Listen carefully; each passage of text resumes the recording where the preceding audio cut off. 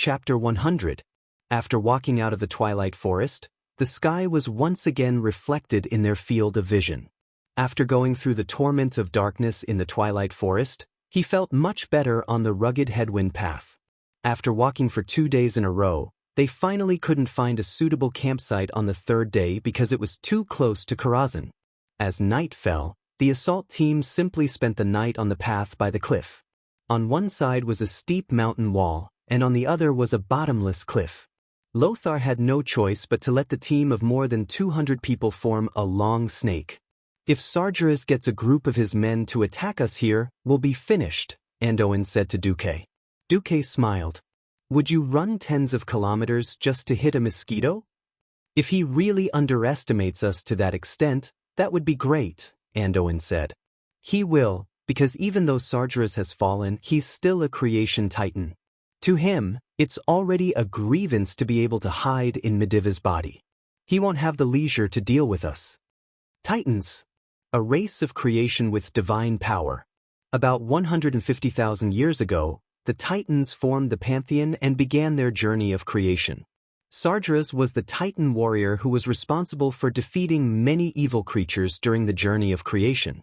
The pantheon visited planet Azeroth, and after setting up many laboratories and creating their own servants, they set the order for the entire system to develop on its own before leaving.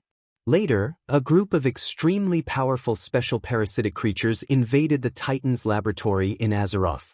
They ruled the chaotic elements there and became the leader of the planet, the Ancient Gods. The army of the Ancient Gods grew stronger and stronger. While they ruled over Azeroth, they also infected many of the Titans' creations and servants, turning them from inorganic creatures to organic creatures. This was known as the Curse of Flesh and Blood. About 25,000 years ago, Sargeras betrayed the Pantheon Council, created the Burning Legion, and began his burning expedition with the purpose of destroying the experimental results of the other Titans. It was precisely because Sargeras was a Titan that he was destined to be proud and arrogant. Duque said slowly, "Arrogance is born from the heart. When victory has become a habit, when you are so powerful that you can crush all the weak creatures, your arrogant heart can no longer tolerate any other opinions." For Sargeras, stealing Mediva's body, killing the guy from the Tirisful Council, and defeating Aegwynn was already the limit of his condescension. "So, before we enter Karazhan, we don't need to worry too much." Lothar nodded. "I hope so." That was how Duque comforted Lothar. However, he was still a little uneasy. He kept praying in his heart, hoping that the history of Mediv being defeated would repeat itself. After all, he and the Stormwind Kingdom, and even the entire world of Azeroth, were inextricably linked. He looked up at the starry sky and saw a strange red light coming from the direction of the Swamp of Sorrows. Even at night, this evil red light still radiated a light that was thousands of times brighter than the moonlight. The red light and the darkness of midnight intertwined, as if a war of erosion and plunder was taking place. The stars above the elven forest were dim, as if they had been forced into a dead end by a huge dark red shadow. The star of storm standing in the northwest seemed to be falling at any time. And all the hopes of the entire kingdom were on Lothar, Garona, and him, Duque, these 3 tiny meteors. Would they be meteors that flashed by, or would they soar into the sky and shine brilliantly across the entire starry sky? Duque didn't know either. In a trance, Duque fell asleep. When he woke up again, it was already morning. The plan of attack that he had set with Lothar was to attack at dawn. When the group of people reached the outside of Karazhan, they were surprised to find that the light of the rising sun was rising from behind Karazhan. Like the flames of dawn, it was dispelling the haze entrenched in Karazhan. Lothar turned to Duque and Garona with a confident smile. "Is this a sign that we are about to dispel the darkness and bring light? It's a good sign, isn't it?" Garona rolled her eyes at Lothar. "I never believe in luck, I only believe in my own strength. The strong will win." Both Anduin and Duque ignored the straightforward female beastman. Instead, Duque subconsciously asked, "Are we going through the front door or the back door?" Anduin was puzzled. "Back door? Are you talking about the platform provided for visitors to land on with griffins?" "Please, even though Medivh knows that we are likely to come, we can't just swagger over in a flock of griffins, can we? Who knows if we will be used as targets and shot down in midair. No, not that back door. Duque was a little worried. He didn't know how to explain that he knew about the back door in Karazhan from the game. However, there were more than 200 people on Lothar's side. Although they had agreed to attack, they couldn't possibly charge in slowly from the front door, right? If they did that, even if Sargeras was a hibernating bear, he would be woken up. Duque didn't know how Khadgar, Anduin, and Garona had easily reached the highest level of Karazhan in the history and fought with Medivh. Duque only knew that if it was Karazhan in the game, it would be so big that most first-timers would get lost. Remember, that was only the game version of Karazhan. In the real world of Azeroth, which had been magnified countless times in the Elven Forest, only God knew how big Karazhan was. Karazhan looked big enough from the outside, but the problem was that the Mage Tower was something that couldn't be described by science. The space inside the Mage Tower was often larger than it looked, because the Mage Tower would integrate all kinds of space magic. Besides, the owner of Karazhan was the astral mage Medivh. Now that Medivh was Medivh controlled by Sargeras, it was far from the Karazhan that was full of ghosts in Duque's memory. In the game, the experience gained from defeating the boss was likely to be useless. It was best to avoid fighting with the small boss and defeat Medivh directly. Follow me. Duque knew that it was useless to explain, so he simply led the way. A mage had many servants and followers, so there were many houses outside Karazhan. But now, these houses were all empty. Duque led Lothar and the assault team and directly ignored the main gate of Karazhan. They crossed the river on the right side of the main gate that was not rushing. Then, they pushed open the unlatched door and entered a 3-story house. Duque turned left with familiarity and saw a staircase. He walked up the stairs, and after a while, Lothar found a bridge that was very high above the ground. On the other side of the bridge was a secondary tower of Karazhan. However, in front of the secondary tower, there was a locked iron door. Damn, how did you know? Lothar looked as if he had seen a ghost. Duque shrugged. Well, here's the problem. I don't know how to pick a lock. I came here purely to try my luck. Now, we can return to the main gate. With a click, the sound of a lock being unlocked came from behind Duque. Garona smiled. The lock is open, and then? Duque choked. Chapter 101. How important was the back door in Karazhan? It was hard to answer this question. Duque didn't know what the world of Azeroth, which was 80% similar to the world of Warcraft that he knew, would be like. He only knew that from ancient times until now, anyone who fought their way in through the front door was either extremely powerful or extremely stupid. In this world, the higher the status of the Mage Tower, the higher the Mage Tower.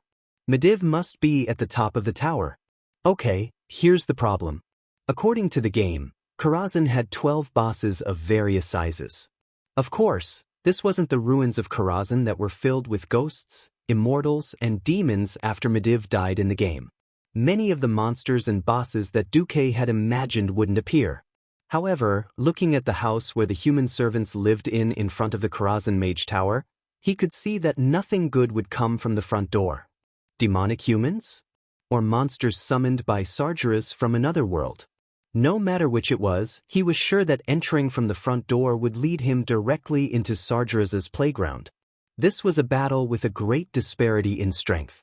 Even with 2 hero-level characters, Noxus and Garona, on his side, they still couldn't defeat Medivh, who had the advantage of the Mage Tower. The most important thing was to reduce the number and intensity of the battles and try to fight Medivh in his strongest state. According to the game, going through the back door meant that at least half of the bosses were avoided or killed. In this case, it was very advantageous. Duque glanced at Garona, who was smug and had a "praise me" expression, and he suddenly lost his temper. Noxus didn't know if he was being honest or not, but he appropriately expressed his surprise and amazement. Oh my God! How did you do it? Just now, one of my best rogues winked at me and told me that he couldn't handle it. Garona put her hands on her hips. When you've been imprisoned countless times and tried to escape from the cage countless times, no lock in the world can stop you, no matter if it's a magic lock or an ordinary lock. Duque rolled his eyes. If you're so awesome, why don't you fly? It turned out that he had reached the master level in hidden room escape. Lothar drew his sword. Okay, next question. Duque, where does this door lead to? Do you have any information or leads? Duque was embarrassed. Do I have to recite the name of the boss in the game for you? Duque could only shrug. I don't know. Even my teacher only told me that there is a back door in Karazhan. At least we can bypass the stable, the servants' rest area, and the reception area for nobles. At this time, Reginald Windsor stepped forward and asked, "What's the point of avoiding these areas?" Duque rolled his eyes again. Yes, Duke had brought Windsor, just as he had in the history. Even though history had greatly deviated, aside from the fact that Khadgar had been killed, Duque still tried his best to restore the history of the weak defeating the strong. Of course, Windsor had changed from a soldier of Lothar to a follower of Duque. This was also a big change. Duque still believed that just as Lothar should have been blessed by the goddess of fate, Windsor should not have died in this place. Windsor was still relatively young now, so Duque could only patiently explain. Originally in Karazhan, there were hundreds of servants helping to take care of the entire mage tower. But now they are all gone. The most likely reason is that they have all been turned into demons by Sargeras, or demonized creatures. Bypassing these areas is also to reduce unnecessary casualties. Of course, a feint is still necessary. What is a feint? Garona suddenly asked. Duque slapped his forehead. There was a female orc with the wrong brain waves. How troublesome. Windsor explained to Garona. Duque turned to look at Lothar. If we go through the back door, I have a 70% chance of avoiding more than half of the enemies and killing my way to Mediv within an hour. But nothing is absolutely safe. You are the commander, and the decision is in your hands. Okay, the main force will go through the back door, Lothar agreed decisively.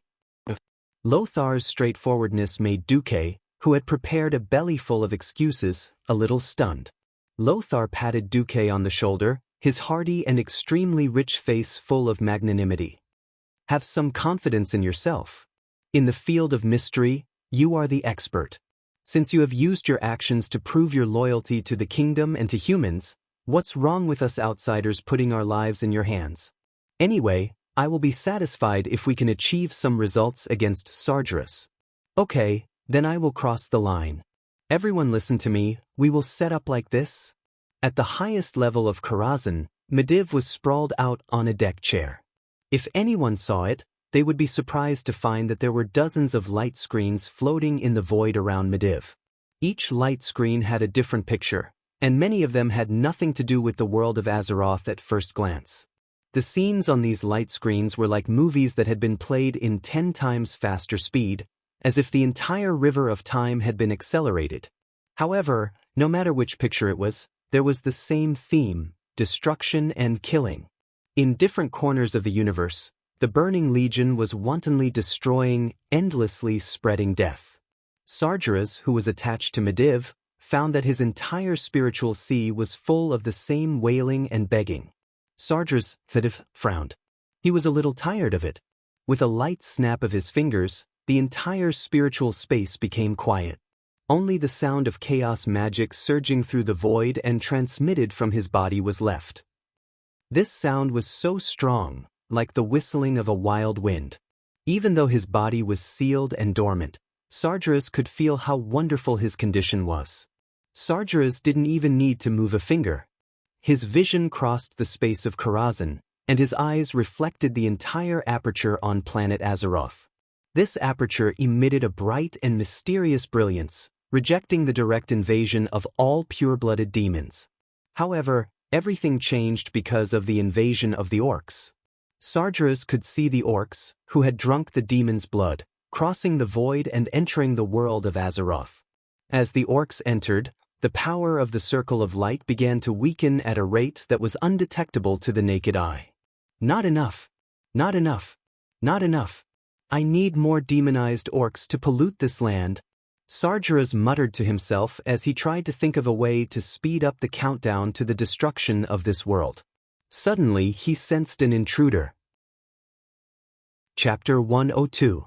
Draw your swords. The future Marshal Reginald Windsor's voice was still childish. He did not know why Duque had asked him to lead this elite troop of 200. He also did not know why this troop, which made up more than 90% of the assault team, was used as a feint. He only knew that Duque, who had become his master, and Anjouan Lothar, whom he admired the most, had placed their utmost trust in him.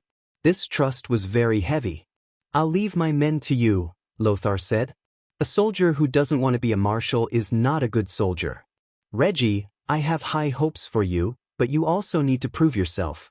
This is your chance." Duque patted his shoulder. Windsor was already very grateful to have the honor of fighting for the kingdom in ruins. He was sure that he did not follow the wrong person. Duque, who seemed to be mysterious, was actually a great hero of the kingdom.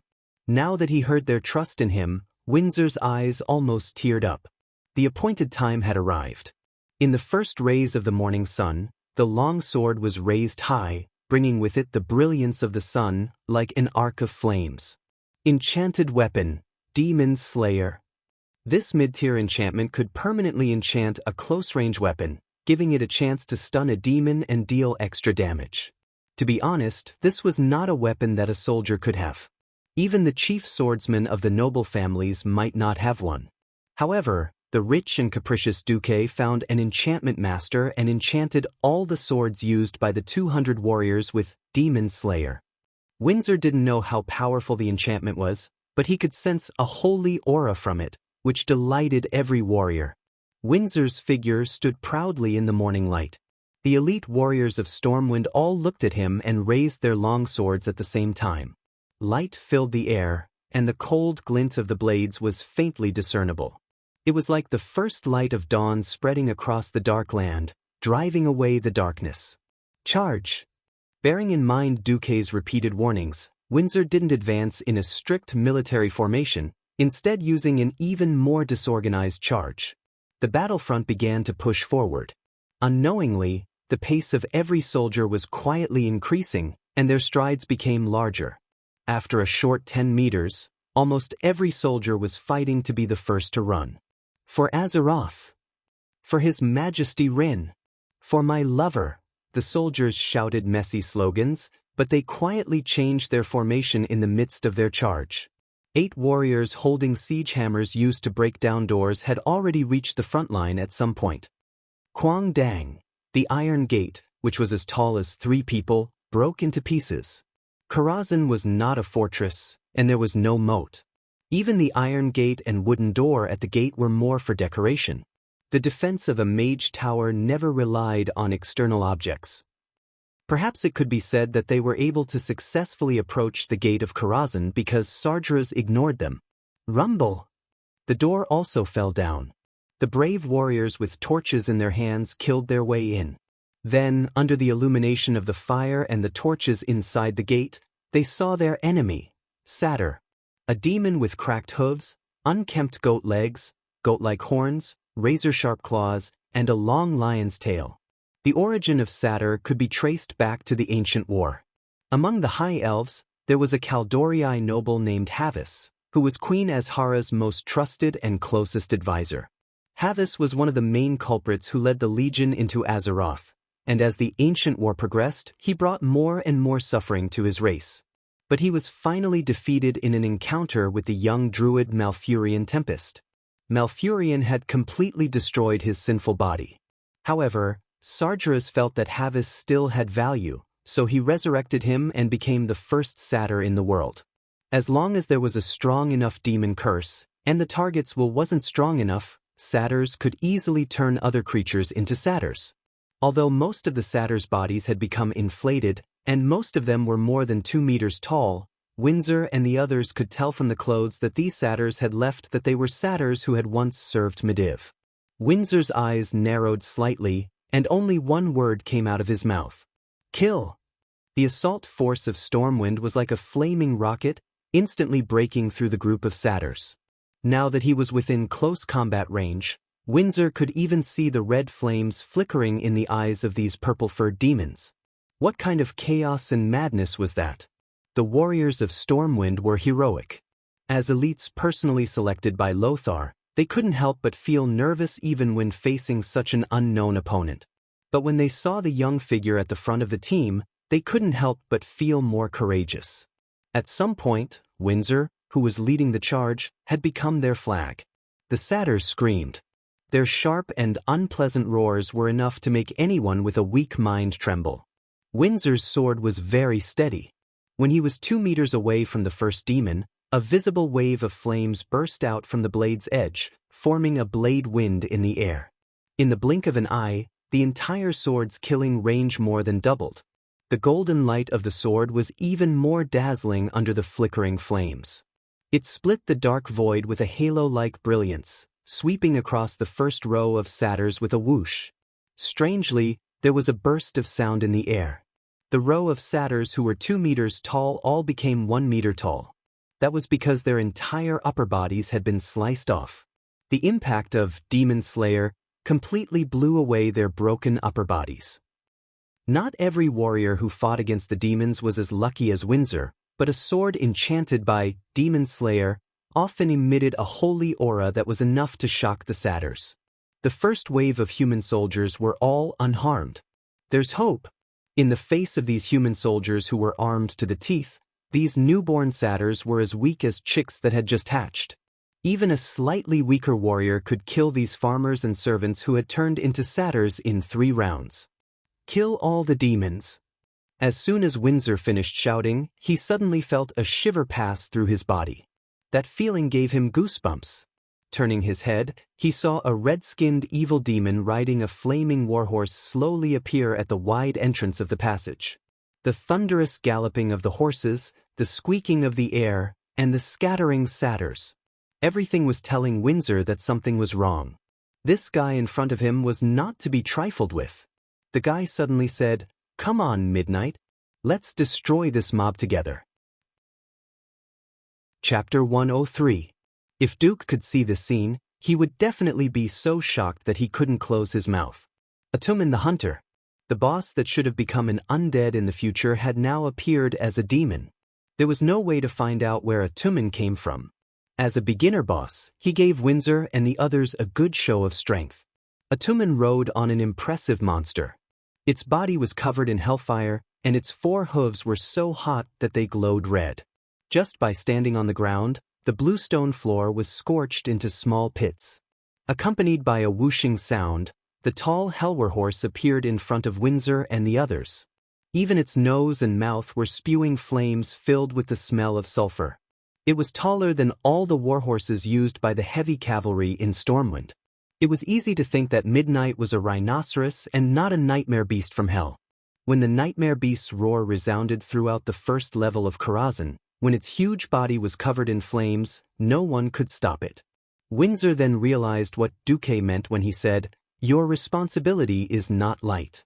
If you can last for an hour, you will have completed the mission." Noxus had warned these new recruits countless times that on the battlefield, when facing the enemy, the first thing they had to overcome was the fear of death. If they could not face the fear of death directly, then they would only understand that they had been standing at the edge of the gates of hell the whole time. Otherwise, when your head fell to the ground, when you were smashed into meat paste by the huge momentum of the warhorse, when your vision was spinning wildly, when your consciousness quickly dissipated, when the fire of life extinguished, everything would be too late. Your life, your status, your friends, your loved ones, all of them would become history under that one strike. The world after death did exist. Countless undead and demons used their evil figures to prove this terrible, ironclad fact. But once you died, you would no longer be you. In order to avoid this terrible situation, the first thing to do was to overcome your fear. It wasn't an easy task, especially in front of the Nightmare Warhorse with its own aura of fear. Many elite warriors showed fear on their faces. It was the performance of the Nightmare Warhorse, or the suppression of the terrifying will. That bone-deep fear completely froze their hearts and blood vessels. They were like lambs waiting to be slaughtered, their lives reaped by Atumen the Hunter and Midnight the Nightmare Beast. Strangely, Windsor was not afraid. He felt that something had awakened in his heart. It was something called courage. Heaven looks to the left, warriors looked to the right. After witnessing the bravery of the Griffin Legion, Duque had said this more than once. From that day on, Windsor had always half understood what was said. But at this moment, Windsor understood. Everything in his field of vision was still the same color as before. The flames of hell and the cries of the Grim Reaper were still wantonly roaring. His comrade-in-arms not too long ago had perfectly demonstrated what it meant to leave the world forever. The fear of death spread rapidly, but Windsor didn't feel it at all. His heart was filled with nervousness. This nervousness didn't come from fear, but from a heavy sense of responsibility. It came from Anduin and Duque's trust. The comrades beside him weren't afraid of death. From the moment they'd accepted this mission, they'd already cast aside life and death. But Windsor at least hoped that even if they died, it would be a meaningful death. He wanted them to die on the path to victory. The situation was too chaotic, and command was meaningless. Thus, Windsor decided to do it himself. He saw an opportunity. It was a moment that could not be missed. Just as the nightmare beast Midnight knocked away a warrior not far from Windsor at a speed that was hard to see with the naked eye, and just as Atumen the hunter was about to follow up with another slash, Windsor suddenly launched his charge. This wasn't an ordinary charge. This was the charge of a warrior. With a whoosh, Windsor slammed into the side of the nightmare beast, leaving behind a long afterimage. The momentum was so great that even the majestic nightmare beast couldn't help but stagger. Come, four-legged worm. Let's fight to our heart's content. Midnight understood human nature. Windsor's taunt made it very unhappy, but before it could react, a shield engraved with the emblem of the Stormwind Lion gave it a hard blow. Shield slam. The heavy blow made its mouth crooked. Ha! Atumen the huntsman followed up with a cleave, but it was parried by Windsor's enchanted sword, Demon Slayer, which could not have been more accurate. The situation of the battle suddenly changed. It was Windsor's brave battle that caused the unstoppable Atumen to fall into the siege of the elite warriors of Stormwind City, on the other side, at the back door of Karazhan. Noxus, on the other hand, was a little anxious. After Duke ordered Windsor to attack, there was no movement on the other side. What are you waiting for? It wasn't that Lothar hadn't seen the mysteriousness of the pharaoh. For someone like Duque, who refused to enter the back door and hid by the door, looking like he was eavesdropping, Lothar really couldn't figure out if Duque was really performing magic, or if he was simply eavesdropping like a thief. But what was he eavesdropping on? If it was a diversion, why hadn't he acted yet? Lothar's head was full of question marks. Out of trust in Duque, Lothar still didn't say a word. He waited near the back door with his 24 most capable men and the bored Garona. Not to mention, Duque was really carrying out a big project, eavesdropping. Diversion was a good strategy, but it depended on who it was used on. If it was used in a place where communication was inconvenient and alarm messages could only be transmitted in the most primitive way, diversion would definitely be successful. But this was Mediva's Karazhan. If it wasn't for Sargeras being too arrogant and lazy to even explore the wide area, or deliberately waiting for them to come, they wouldn't even be able to reach the edge of Karazhan. Entering Karazhan was like a mosquito sucking blood from a human body. It might not be felt in the short term, but it would definitely be felt after a long time. Duque was trying to find a way to turn a forceful attack into a surprise attack again. Duque wanted to verify a guess of his. An invisible ripple was spreading in all directions with the highest point of the Karazhan Wizard Tower as the center. The principle was like radar waves. Through active sonar, a circle of arcane energy rippled out, and when it hit something, there would be a weak ripple back to the highest point of the Wizard Tower. To the people of this world, this kind of principle was simply a fantasy. But for a transmigrator like Duque, it was nothing. Got it. Chapter 104. The unknown demonic energy fluctuated slightly, with different lengths between the peaks and troughs. It was not something that humans could control. Also, it was a language of Eridar, commonly known as the demonic language. This would definitely stump 99% of the mages in the world, but not Duque. That was because Duque had the system elf. This kind of unchanging question and answer every 5 minutes, Even though there were extremely complicated fluctuations, these fluctuations were unchanging. When the system elf repeatedly assured Duque that it could perfectly imitate it, Duque smiled at Lothar. I can use a little trick that only mages know to hide from Medivh for a while. I think before we get close enough to Medivh, no matter how many of his men we kill, he won't notice. Lothar's eyes lit up when he heard this. If he could get close to Medivh, he might have a chance. What was most afraid of? Being drowned by endless demons before they could see Medivh. He and his men were very strong. No matter how strong they were still human. As long as they were human, they would be tired and prone to mistakes. It could be said that the longer the battle dragged on, the more disadvantageous it would be for them. Duque's appearance directly reversed this point. Okay, come with me. Duque waved his hand. No, let's go together. Lothar held a shield in his left hand and a sword in his right. Duque suddenly noticed that Lothar's sword seemed to be fundamentally different from the one he usually held. It's an ancestral thing. But it should be quite useful, Lothar said casually. Duque's mouth opened wide. If he hadn't been barely able to control himself, he would have probably screamed. Who was Lothar's ancestor? The former ruler of the Seven Kingdoms, Thoradin the Great. An ancestral treasure sword? Wasn't that the Emperor's sword? As if he had seen through Duque's surprise, Lothar said indifferently, It's not as mysterious as you think. However, taking this sword out at ordinary times will indeed provoke the nobles of the Stormwind Kingdom. Duque did not dare to ask any more questions. If he did, it would be Lothar's dark history. In fact, Duque couldn't understand why a descendant of Thoradin the Great would become a subordinate of House Rin. Duque brought Lothar and the others into Karazhan. Almost as soon as he stepped through the back door, Duque felt something was wrong. It was a feeling of chaos, as if time and space had been reversed. No matter how one looked at it, this was inevitable. In the primordial era, an unknown explosion occurred in the southern section of the Riedridge mountain range, forming a crater, which was the current upwind trail. The space-time in the middle of the crater turned illusory, folded, and became a space-time node in the universe, connecting many other worlds and the distorted void. Countless years later, the astral mage Medivh was attracted by the space-time characteristics here. In order to study this place for a long time, he built a tower in the center of the node and settled down. This was today's Tower of Karazhan. King Lang of Stormwind granted this place to Medivh and gave him the title of Karazhan's Master. After integrating the power of Medivh, the guardian of Azeroth, the Tower of Karazhan gradually merged with the space-time node, and the tower itself became a part of this special space-time. This folded and distorted space-time was also the cause of Karazhan's illusions. Karazhan's illusions were not illusions or ghosts, but real, fragments of the past and future.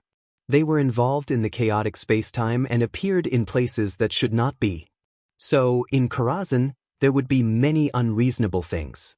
For example, all he could see now were books. There were all kinds of books, not just magic books, but also a large number of humanities, geography, and history books. But these were all visual illusions. Listen, follow me and step on a math book. Math book? Lothar was puzzled. If you don't want to fly to another planet the next moment, follow me. Duque carefully jumped on the books, scattered on the ground.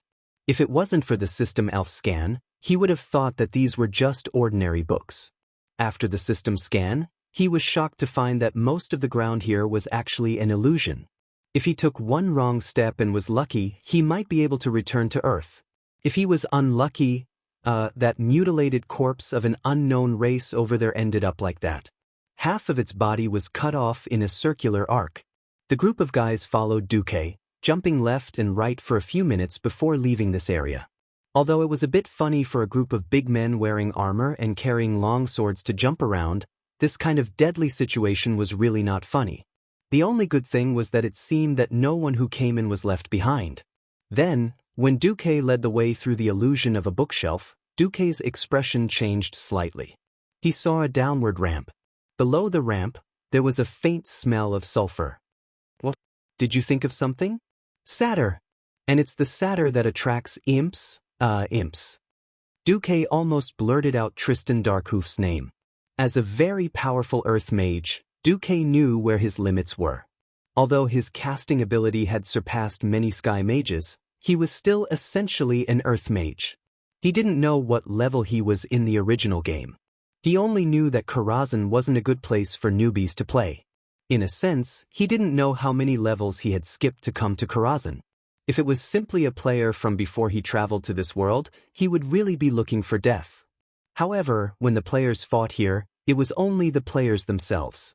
Duque came with 3 heroes and more than 200 elite warriors to explore. This feeling made Duque feel very uncomfortable. If the opponent this time wasn't Medivh, it would be a classic example of hugging someone's thigh. And it was Lothar, the perfect thigh. Is there anything to pay attention to? Lothar asked softly. It's best if it doesn't become a protracted battle. Because this summoning type of satyr, given enough time, he can easily create an army. I'll go first. It wasn't Lothar who spoke, but Garona. At that moment, Duque almost had a heart attack. Because he saw Garona, a half-orc with a straight line of thought, rush directly into the secret room where Darkhoof was at the speed of lightning. Follow her. Not only Duque, but Lothar was also stunned.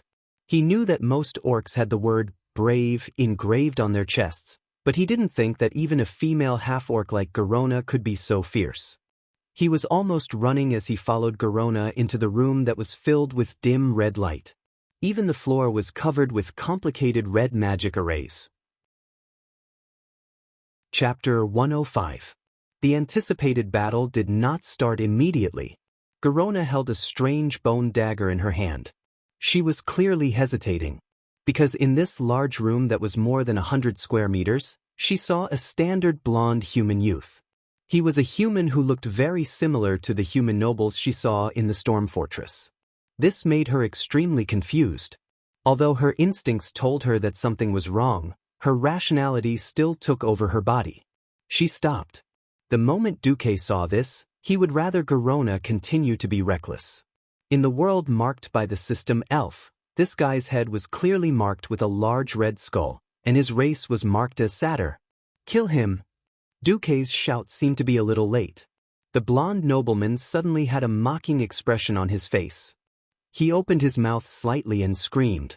A crimson-red smoke came out of his mouth, followed by his eyes, nostrils, and ears. In less than 2 seconds, the red smoke that seemed to have a life of its own turned into some kind of corrosive substance, melting the nobleman's facial features like molten wax and turning into a blurry human figure. Right in front of the 20 ambushers, he transformed. An evil rune circle that emitted a foul smell wrapped around him, rejecting all external attacks. Duque and the others could only watch as this guy knelt down powerlessly and curled up on the ground. His skin turned red, and then, like a poisonous snake shedding its skin, the thing inside was peeled off from this lifeless, soulless human shell. The red runes that enveloped this guy suddenly exploded and shot in all directions. Duque only had time to cast a shield made of arcane energy before the strange runes reached him. This was not a particularly premeditated attack. The exploding runes were very messy. Unfortunately, there were still a few elite warriors who could not dodge in time and were affected. Even though their hands and feet were protected by sturdy armor, just a little bit of contact was enough to directly burn through the armor. When the runes touched them, they felt a burning sensation as if they were splashed with high-temperature molten steel. Naturally, there were also priests who entered with Noxus. Lothar was prepared to launch a surprise attack, so he didn't care if he was discovered. After the warrior hurriedly took off his gauntlets, the middle-aged priest tried to use the power of the holy light to dispel the red runes on the warrior's arm. However, he was shocked to find that his power was powerless. The highly corrosive runes spread out from the wound like a plague. Noxus's pupils constricted. He raised his sword and cut off a large piece of flesh from the victim's arm. The rest of the warriors were similarly dealt with. Everyone's expression changed. This was the most typical demonic power. Ha! Puny humans! Why did you come here to die? The red light faded, and a satyr with a huge goat head appeared. Accompanied by a burst of arrogant laughter, A typical satyr appeared in front of everyone. Unexpectedly, the other party did not attack immediately. On the other hand, the red-skinned satyr bowed to Lothar in a nondescript aristocratic manner. He placed his left hand on his right chest and used his right hand to fling away the cap on his head. Then he bowed slightly and nodded. "You must be Anduin Lothar, aren't you?" "I, Tristan Darkhoof, salute you," Tristan said in standard human language. Anduin noticed that this guy actually spoke with a very standard aristocratic accent of the Rotterdam kingdom. Anduin's pupils couldn't help but constrict. "Are you waiting for me?" "Waiting? No, this is just an accident. It seems that your little mage is quite strong. In fact, I didn't even feel your arrival before your orc scout sneaked into my room. However, since you're here, everyone except Sir Lothar can go to hell." More than one person noticed Tristan's subtle words. Obviously, everyone's life was meaningless to Sargeras except Lothar. "I hate you." Garona didn't have the patience to listen to the satyr's nonsense. She immediately attacked. For the first time, Anduin and Duque witnessed Garona's attack with their own eyes.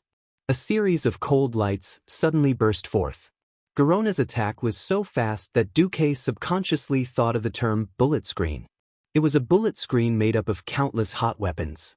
The light and shadow left behind by the projectile clearly showed how fast Garona's attack was. Almost everyone on Lothar's side felt like they were in a dream. They all covered their hearts and asked themselves if they could withstand such an attack. Even Lothar, who had tried to fight with Garona before, was also shocked and doubtful. This female orc was too powerful. Garona wasn't short. She was 1.8 meters tall, and even taller than many men. Despite her slender body, she was actually stronger than many human warriors in terms of muscle strength. Such a burly woman actually had agility and speed that exceeded most people's dynamic vision. It really surprised everyone. Such an attack actually couldn't achieve its full effect in one blow. On the floor that was full of runes, there were long traces of sharp weapons crisscrossing, some of which were already more than an inch wide. Those were the traces left by Tristan when he dodged Garona's fierce attack. This demon also had superhuman agility. However, Tristan Darkhoof was not an existence that could be easily beaten. He suddenly let out a low roar, and the room full of bookshelves suddenly felt like it was about to collapse.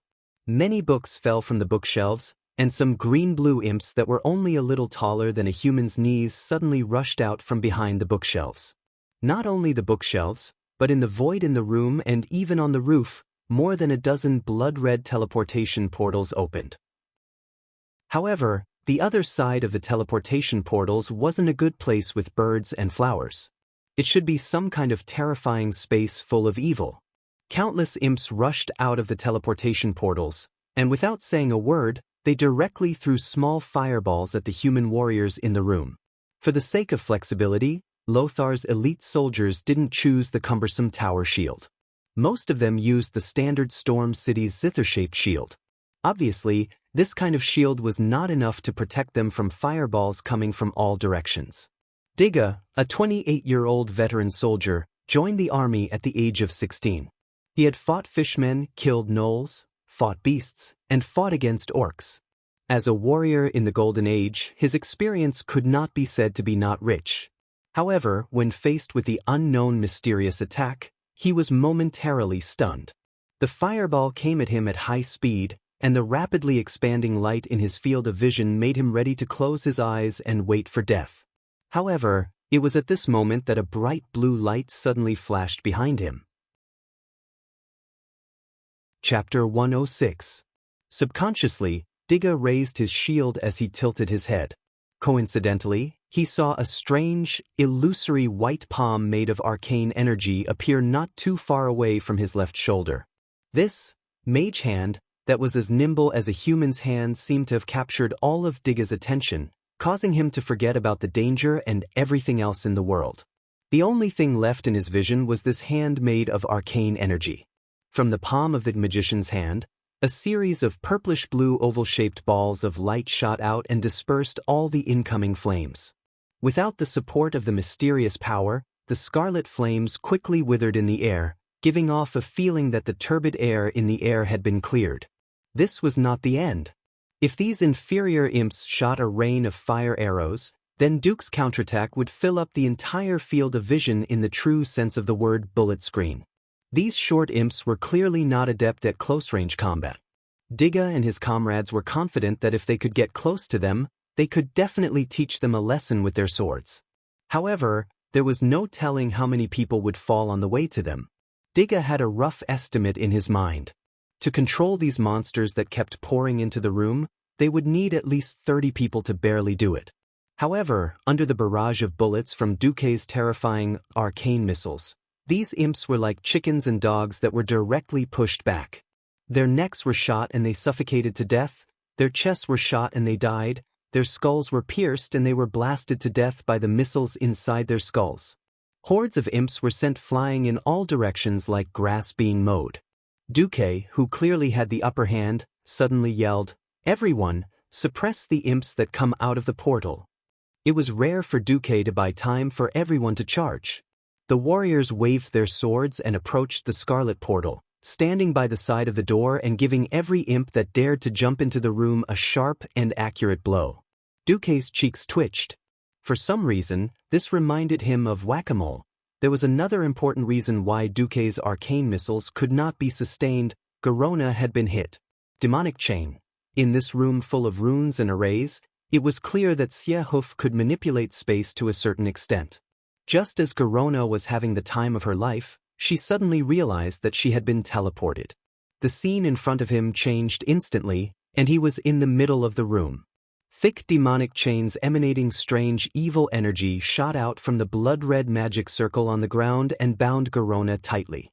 The muscles on Garona's arms and thighs swelled due to the exertion of strength, and the extremely healthy and beautiful lines of her muscles were clearly visible.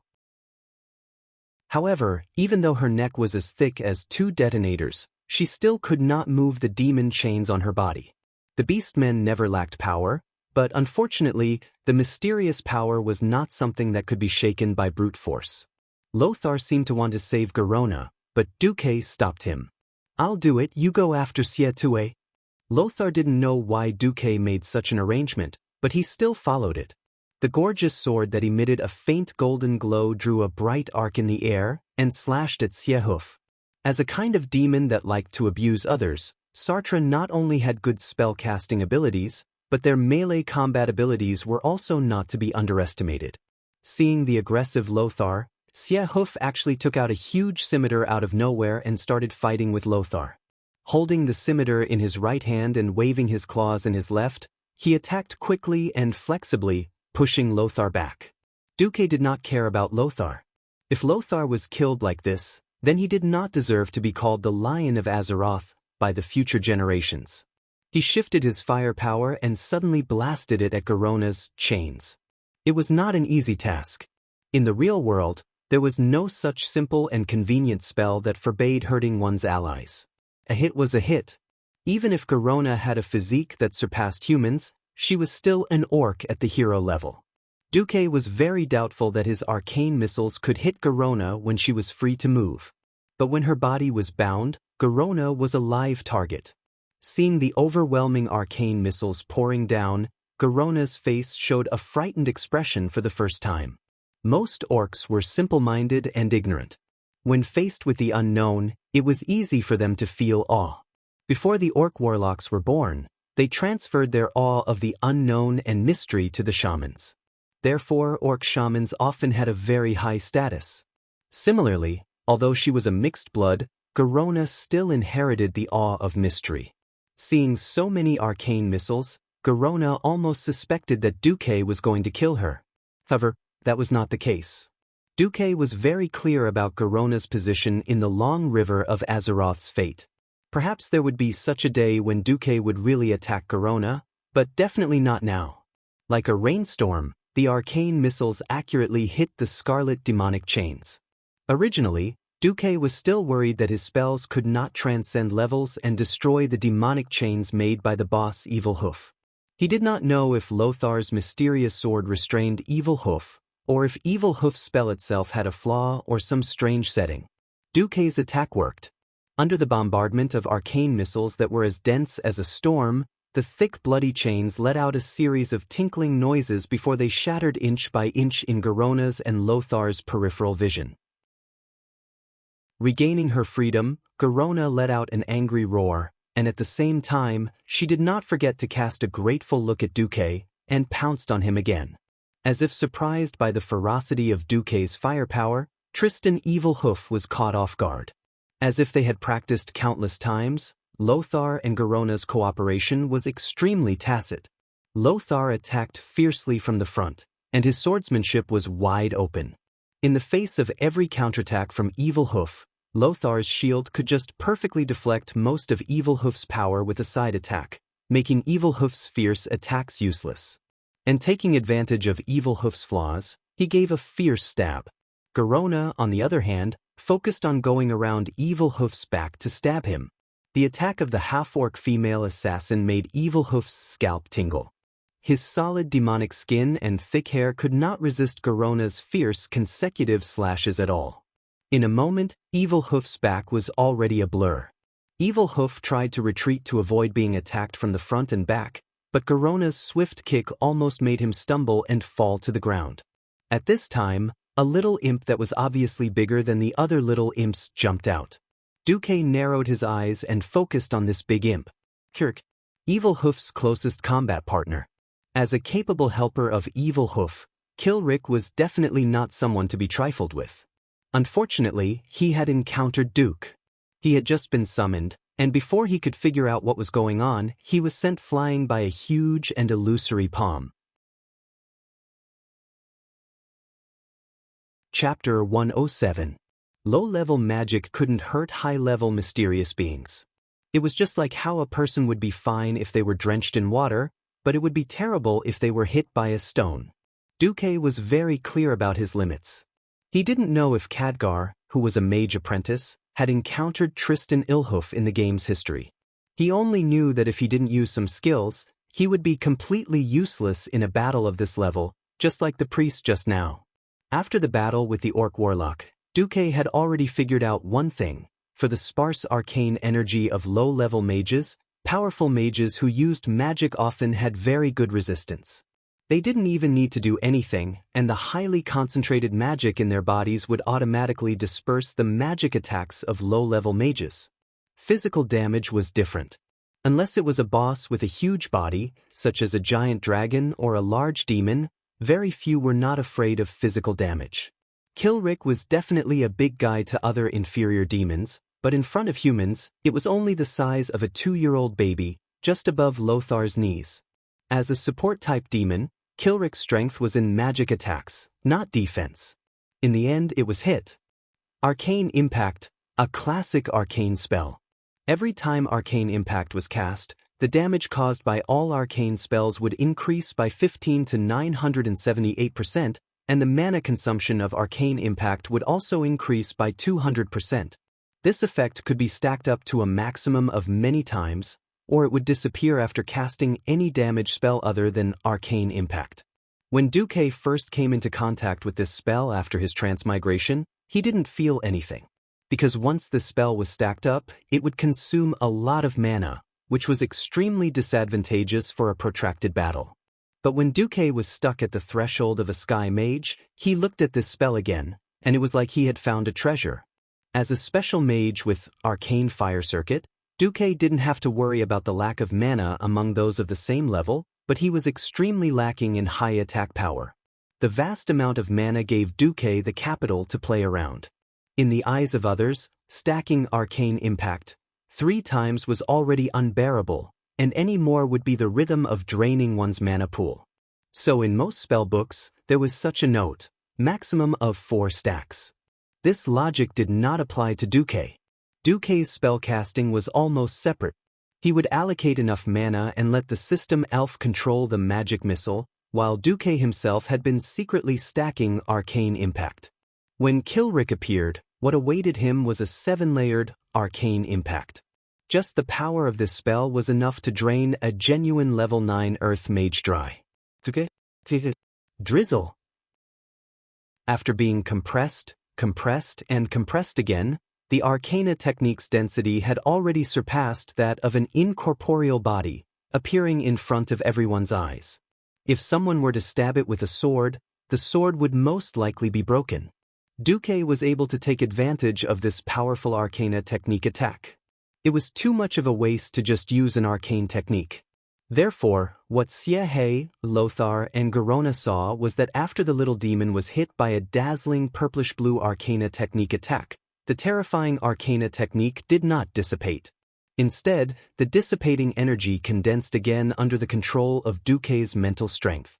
A huge arcana technique palm that was as tall as a human appeared. Like a huge palm, it slammed onto Kilrick's head with the force of a mountain. Bam! It was a tremor that shook the entire huge room. The helper that Xie had painstakingly recruited was instantly killed by Duque's 2 consecutive attacks. Looking at Kilrick, who had turned from a little demon to a demon paste and then disintegrated into illusory evil energy and dissipated, Lothar actually had the leisure to stick out his tongue. At first, Lothar and Garona did not know why Duque would use such a powerful attack on an inconspicuous little demon. After a blink of an eye, they understood. This huge satyr that was not to be trifled with was showing a state of weakness that they had never seen before. His speed, strength, mental strength, and reflexes had all dropped significantly. Lothar could even feel from the feeling of the long sword stabbing into Xiehe's body that the defense of Xiehe's skin and muscles had plummeted. Good job, Duque. Lothar whistled happily. After easily blocking Xiehe's machete with his shield, Lothar suddenly slashed his sword across Xiehe's neck. The sword that carried some kind of divine power cut through a quarter of Xiehe's neck like a piece of white paper. The cut was so big that even the naked eye could see it clearly. Purple blood spurted out in large mouthfuls, like ketchup being sold cheaply. If Xiehe was a human, this attack would have been enough to kill him. The body of a demon could never be measured by human standards. Perhaps realizing the power of the sword in Lothar's hand, Xiehe actually endured more attacks on other parts of his body and covered his wound with his left claw to reduce blood loss. Seeing that victory was in sight, Lothar and Garona both stepped up their attacks. At this moment, even Duque joined the siege of Xiehe. Lothar and Garona were very unfamiliar with the cooperation with mages. They could tell each other's position with the naked eye, so they simply separated and attacked Xiehe without affecting each other. Mages, even Lothar had never worked with mages, not to mention Garona, who was rarely seen by mages. Didn't they say that there was a Mediv? Come on, when the Mediv really took action, Lothar wouldn't have anything to do. The other pharaoh were mostly arrogant, and you could only see the nostrils of the pharaoh, let alone talk about cooperation. For a moment, Lothar shuddered. He didn't know how to cooperate with Duque. It must be noted that this was also the first time that he and Garona had truly worked together. He was the distraction, and Garona was the main attacker. Plus Duque? Magic didn't have eyes. A few seconds later, Lothar, however, was relieved. Duque was so impressive that he didn't look like a newbie who had been exposed to magic for less than a year. Not to mention earth mages, it was likely that most sky mages wouldn't be able to use magic at the same level as Duque. Lothar was the distraction from the front, and Garona was the backstab, but Duque couldn't keep up with Garona's wild movements. It could be said that there was almost no gap on the entire ground for Duque to attack. In Lothar's opinion, the only way to find him was to pass by him in a heartbeat. Unexpectedly, Duque played a bomb. Chapter 108. A huge purplish-blue energy ball floated less than 2 meters above Evil Hoof's head. Duque didn't attack casually. Once Evil Hoof attacked Lothar, a powerful arcane impact would hit Evil Hoof's head the moment Lothar raised his shield. Usually, Duque would ask the lesser demons to stack the arcane impact appropriately.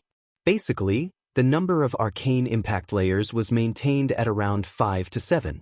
When Evil Hoof summoned Kilrick again and was killed by Duque's arcane energy hand, Evil Hoof finally realized that it was his end. No, after Garona's gorgeous dagger combo finally hurt Xiefui's eyeballs, Noxus found an opportunity. The blade glowing with a mysterious golden light accurately pierced into Xiefui's heart and twisted. Back off. Lothar and Garona heard Duke's shout at the same time. Both of them jumped back, causing Evil Hoof's claw, which had suddenly grown bigger, to miss. Only then did Noxus realize that a dozen or so hands of magic had appeared in the air, and each of them was condensed with a fireball the size of a human head. Almost at the same time Lothar and Garona jumped back. Dense crimson fireballs rained down like a meteor shower, bombarding Evil Hoof's body. Evil Hoof, whose vitality had been greatly reduced, could no longer condense more mana to resist Duke's fireballs. This caused the flames of the fireballs to converge like a pillar of fire. A small but very intricate fire tornado appeared in the middle of the room. Not only was it burning and tearing Evil Hoof's body, but it was also so hot that the marble floor seemed to be melting. Ah! Evil Hoof let out a final scream in the flames. Evil Hoof was dead. His entire body was burned from the inside out by the flames from hell. The stinky demonic energy spread everywhere. Most of it was burned by Duke's flames, but a little bit leaked out. The room was filled with a faint stench. With Evil Hoof's death, the teleportation gate that sent the lesser demons here also lost its support and disappeared. The lively room fell into silence for a moment, leaving only the heavy breathing of the crowd. This level of battle was nothing to Noxus. He tilted his head and looked around, only to find that none of his subordinates had fallen to the ground. It was definitely a good thing that no one had died. Being mentally prepared to sacrifice oneself and actually having someone sacrifice themselves were two different things. Without saying anything, Lothar gave Duke and Garona a thumbs up. The difference in their combat strength had been completely reflected in the battle just now. Lothar and Garona were clearly in the first tier. Other than the two of them, the only one who could help was probably Duke. The rest of the people, including the priest, were to deal with the small fries. Duque covered his nose and said in a low voice, "Everyone, go out for a while. I need to collect the spoils of war." Spoils of war? Noxus was slightly taken aback. Indeed, it was only right and proper for the victors to obtain the spoils of war. However, most of the things that could be obtained on the battlefield were swords and personal items, or the enemy's flag as one's own glory. There wouldn't be too many actual good things. Now that they had killed a mid-level satyr, Duque was actually saying that it was a spoil of war? Lothar was really a little curious. There had never been any demons near Stormwind City. If killing evil creatures like demons could not only bring glory but also benefits, it might be a highlight. For some reason, Lothar had a deep feeling that there would probably be more and more demons. The more he knew about demons, the easier it would be to deal with them in the future. On the other side, Duque began to give orders to the system elf. Scan the spoils of war for anything with strong magic energy. Yes, host. After a short few seconds, the system elf gave guidance. 10 steps to the west, the bookshelf with 3 magic books with red covers, the 3rd floor, the 5th book from the left, open. Seeing Duque's actions, Garona tilted her head curiously, while Lothar was simply dumbfounded. He had never seen Duque with such sparkling eyes. This guy was clearly rich, and if he claimed to be the second richest person in Stormwind City, no one would dare to claim to be the first. However, it was precisely this existence that had an undisguised ecstasy on his face at this moment. He was like a miser who had found a gold mine. On one side, he was almost crazy, and at the same time, he was absolutely unwilling to share it with others. "I'm not a black hand. I'm not a black hand." Muttering words that Lothar and Garona would never understand, Duque drifted to the left like a ghost. Black hand? Garona tilted her head, puzzled. Why did he say the name of the orc chief? But she did not know that this black hand was not the black hand that he was referring to. Duque really wanted to find something to wash his hands with, like a bath or incense. Although Duque didn't believe in metaphysics, as a former commander of World of Warcraft who had cleared the Molten Core instance dungeon in 1 week and made a warlock and a druid graduate with full equipment, Duque didn't believe that his hands were that lucky. "Ugh, Lothar, can you do me a favor?" Having killed a powerful demon, Lothar was in a good mood. With a bright smile, he said, "With pleasure." Duque pointed at the huge magic book and said, "There's something in here. If I touch it, I'm afraid that I'll turn black." I'm afraid that I'll be stained with evil presence. It'll be great if you can use your sword to open this magic book. It was definitely a strange request. If it were someone else, Lothar would definitely suspect that this guy was tricking him. But Lothar could clearly sense Duque's dilemma. With a smile, he gently pierced the bottom of the big book with his gorgeous long sword and flicked it up. The whole big book flew out just like that. The big book, which weighed at least 5 kilograms, fell to the ground with a loud crash. To his surprise, the unrestrained pages didn't open. The pages were all stuck together as if they were glued. Noxus frowned slightly. He subconsciously protected half of his body with a shield, and then the sharp blade pierced through the pages. Hiss! With a sound, Duque's heart lurched. Damn it, there really is an evil presence. However, the demonic power left by the evil hooves was a big problem for Duque. It was a piece of cake for Lothar. Under the dispelling of the godly power of the sword that Duque secretly called the King's Sword, the small demonic power was instantly swept away. The book opened, revealing a hollowed-out inside. Inside was a cloth belt and a strange ornament. Duque couldn't help but feel delighted. Chapter 109. The Azeroth of this moment was far from the situation of magic equipment in the future. When he had money after transmigrating, Duque had always been thinking about getting a set of magic equipment, but having money was useless. He didn't know if the real world of Azeroth had inherited the principle of binding to pick up in the game. Duque couldn't find any good equipment even after asking people all over the world. As a result, Duque didn't even have a decent piece of equipment. No staff, no equipment, just a set of beginner's robes from the Wang family's mage guild.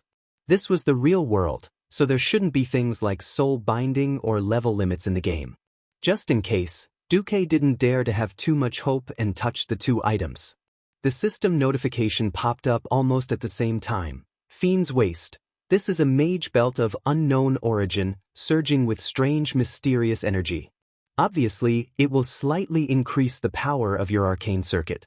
However, this is a piece of equipment that can only be used by high-grade sky mages, so you can probably get a 20% increase now. Accessory. Capacitor. This is a magic item that connects to an elemental world full of lightning. It will collect your arcane energy pulse, and only the most explosive pulse can activate it and make it work. After you have accumulated 3 powerful pulses, it will automatically open the door to the elemental world for you, releasing a bolt of lightning to attack your current target. Hiss. Duque still took a deep breath. It wasn't a shock, but a pleasant surprise. First, it was a piece of equipment that was definitely a mid to high level item in the game, but he could actually use it at such a low level. This made Duque completely change his mind about Karazhan. Originally, Duque didn't expect to use Karazhan's equipment. After all, he was too low level. And these bosses in Karazhan, in the original history, only appeared in the middle of the game. The second was the appearance of Capacitor. As a transmigrator, Duque immediately realized the value of this thing. The explosive pulse could be understood as critical damage. Generally speaking, it wasn't easy to stack critical hits. Duque was definitely a special case, because he had the ability to cast multiple spells that most mages did not have. More than 100 hands of magic launched attacks at the same time. Even the simplest arcane missile often had a critical hit on the damage assessment given by the system elves. It could be said that the Capacitor was a top-quality item for Duque.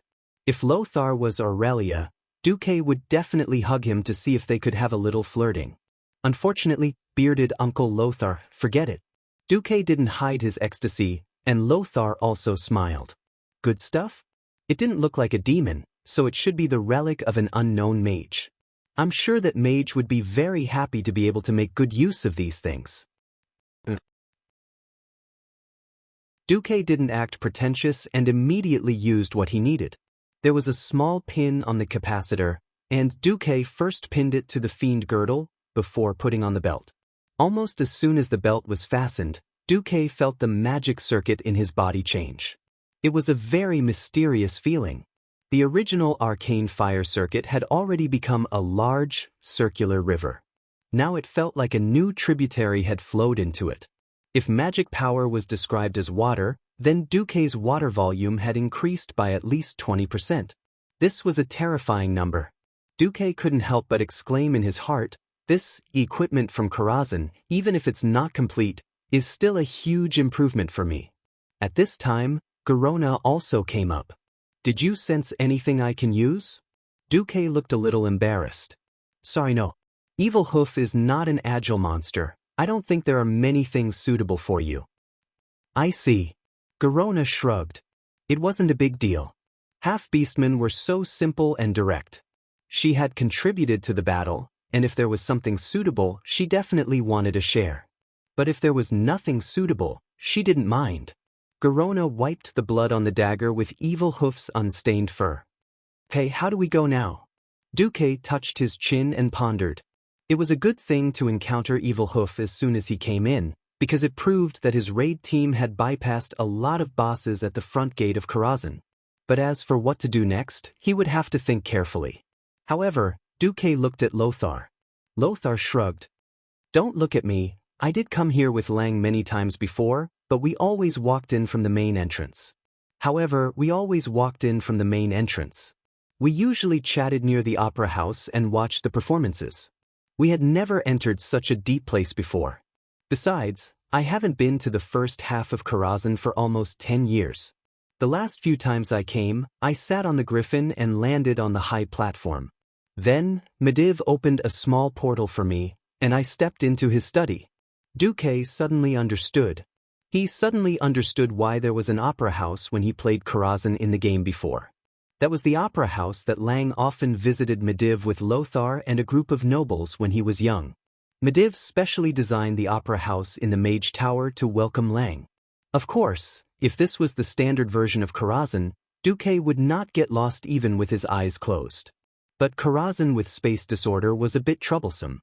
Duque decided, "Let's go out first. Generally speaking, going higher is the right thing to do." "Okay." Lothar had no objections, and his men and Garona had no objections either. Just then, a powerful and evil will suddenly connected to the huge room. If it weren't for the huge blood-red fog that enveloped the room itself, Lothar and the others even suspected that the terrifying will would directly descend into the room. "Tristan, what the hell are you doing? Why is my eyes telling me that there's a battle here?" Even though the tone of the voice were completely different, Lothar immediately recognized that it was Medivh's voice. Of course, it was Sargeras who spoke. "Oh no, we're going to be exposed." Even though they were very unwilling, Lothar and his men still put on a fighting stance and prepared for battle. But, before seeing Medivh, was there any use in preparing for battle? Just when everyone was sweating, Duque spoke. He pinched his throat, and the voice that came out of his mouth was Tristan's. "Sorry, Master, it's Gilric teaching a few disobedient bastards a lesson." Chapter 110. It was exactly the same voice, and even the aristocratic manner of speaking and accent had been imitated. Lothar and Garona, who were beside Duque, looked like they had seen a ghost. If it weren't for the fact that the sword in their hands didn't show any signs of Duque being possessed by a demon, Lothar would have slashed him. Although they couldn't see Sargeras' expression, Sargeras clearly wasn't interested in the trivial matter of a middle-ranked demon teaching a low-ranked demon a lesson. Demons themselves were also divided into different ranks. Low-ranked demons such as imps and inferior demons were even worse than cannon fodder in front of their boss, Sargeras. Sargeras, who was busy every day, snorted coldly, and then his will retreated. Lothar, Garona, and Duque looked at each other. Duque suddenly sighed to Lothar. "Fortunately, you weren't impulsive." Lothar curled his lips. "I should be the one saying that to you. I've lived for more than 40 years, and I'm long past the age of impulsiveness. If impulsiveness and sacrifice can solve the problem, of course I don't mind. But I'm not only the kingdom's military commander, but I also shoulder the hopes of Lang and the entire kingdom's people. Before I see Medivh, I won't expose myself." Garona was curious about Duque's voice change. "How did you change your voice?" Duque rolled his eyes and argued. "If you know, then you're a mage." What should he say? That the system elf helped him complete the temporary voice change? That was nonsense. Since there was no way to explain it, he might as well push it to the realm of mystery. The assault team returned to their marching formation. Garona explored the way in front, while Lothar protected Duque as he moved forward.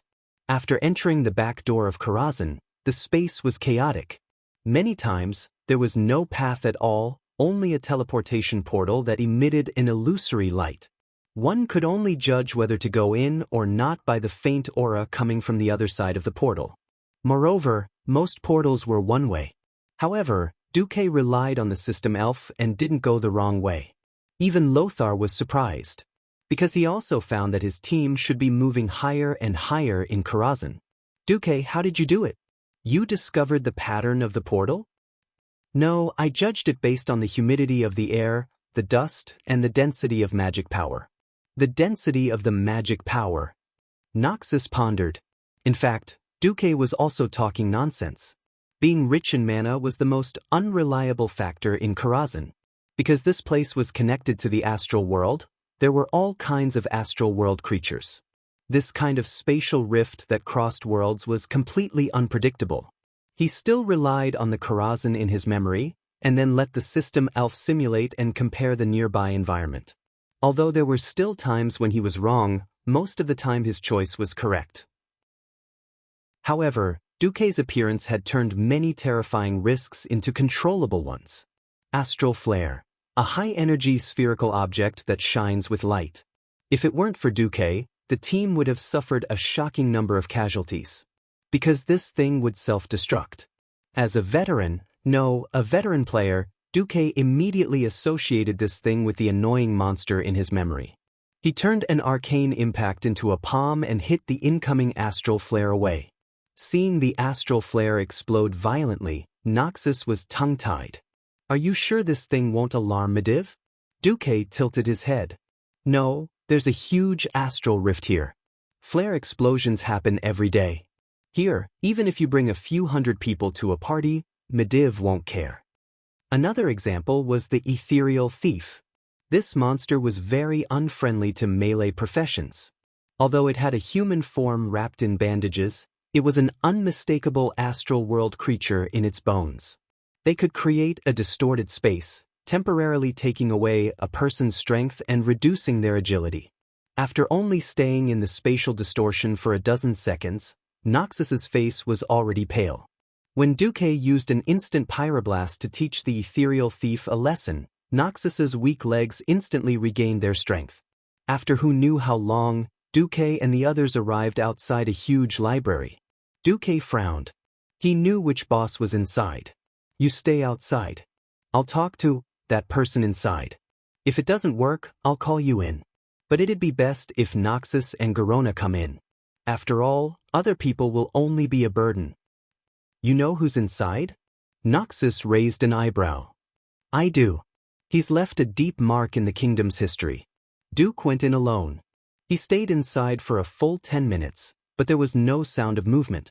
10 minutes later, Duque came out calmly. Let's go. We avoided a battle. Noxus asked tentatively, is there anything we need to know? Yes, we might have reinforcements. You convinced the guy inside? Sort of. Along the way, Duque and the others arrived at a huge hall. There were many arcades and tall marble pillars on both sides of the hall.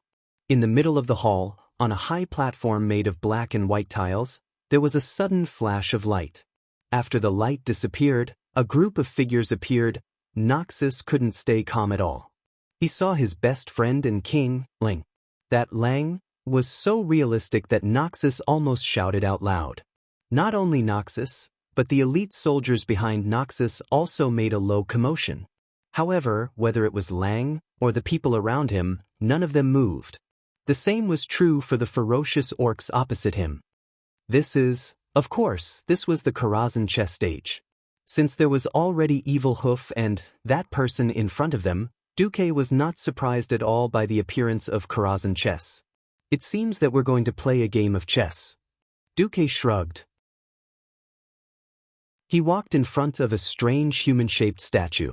Suddenly, A voice came from the statue directly into the minds of Deity, Noxus, Garona, and all the soldiers. You and your friend, are you ready to become a chess piece on the battlefield and join this battle? Deity was slightly stunned. This seemed to be different from the Karazhan chess he knew. On the other side, Noxus had already raised his head and replied, "We're ready." The next moment, a white light emerged from everyone's body. In a completely conscious state, they suddenly found that their souls had been extracted and attached to the chess pieces on the black and white chessboard. The voice of the statue came again. "Fight, fight. The souls of the losers will be destroyed, and the winner will receive a reward."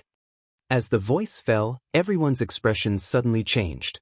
Not only because this was a battle of souls, but also because there were so many more chess pieces on the other side. Chapter 111.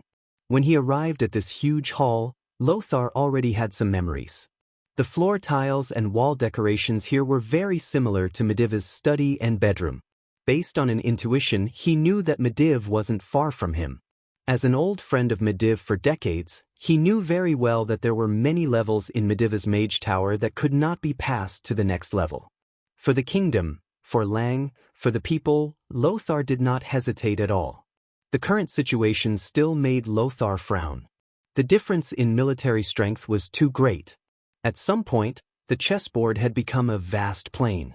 Apart from the flat ground that was still filled with white and black squares, the place had expanded countless times. It felt as if he had been pulled into another world. There were at least 300 orcs in front of him.